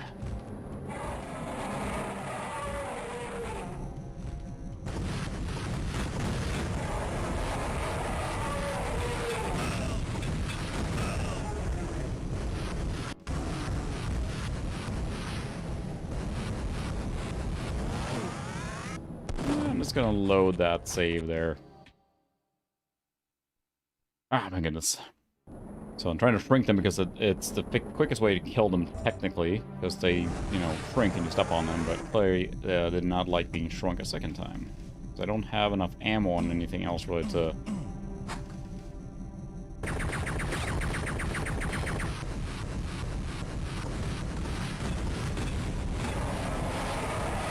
Goodness, can't shrink apparently, come on. I guess shrinking is not an option.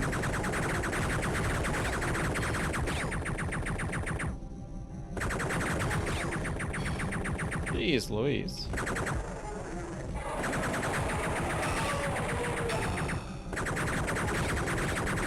think I can out-machine gun that guy. Wow.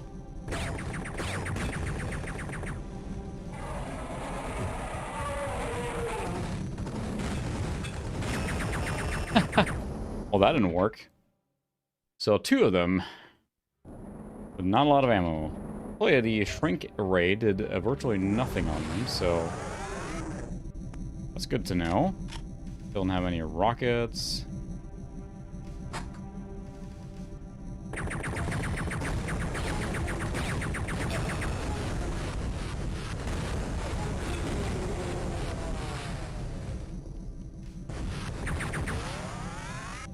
Yes. Squish. Save. Again, I hate to be save scumming here now, but I just pretty much have to for this stuff. Doop doop. Alright, that is probably a good stopping point for tonight. It's a little fun game, my goodness, but it's so era appropriate because it has the same, like, I wouldn't say shortcomings, but just typical level design of the era, and typical, like, you know, key hunting, and typical hiding monsters right down the corners, etc., etc. You know, it just, the list keeps going.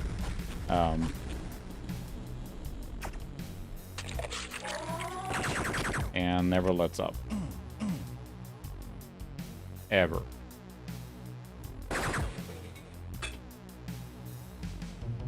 Yeah. But we have to put the music on anyway, so, because gotta have that on. But it's still a fun game. It's just really well made. And I remember, like, just being, again, blown away by the design of the game and all the stuff you could do in the game, and there was nothing else like it. So we'll play other build games too. Prodigy, I know you suggested Blood, which is, I've thought about that. Like, but I haven't played Duke Nukem 3D yet, really. So I want to start with that. I will play Blood for sure as well. I'm not sure if I actually own that in any way, shape, or form. Definitely not a big box for that, so... what a fun game. So, I could play this in multiplayer again if I can sometime. Anyway, appreciate everyone who has watched this week. I'll be back next week, probably with maybe a little more slower-paced game, we'll see. Or a strategy game of some variety. I keep saying I'm going to do a Saturday special stream at some point, too. That will come at some point. It's got to find time. I'd also like to set up so I can stream some of the kind of retro shooters that are come out, like, you know, a Medieval and things like that. But on a CRT, of course, because I got to play on a CRT. Otherwise, what's the point, right? Duke Nukem Forever is something special. We'll probably stream that sometime too, but it's a little more of a rough game. We'll see. But thanks everyone for watching. Have a good time and a good weekend. I'll see you next week. Good night. May the Duke be with you. All right, everyone.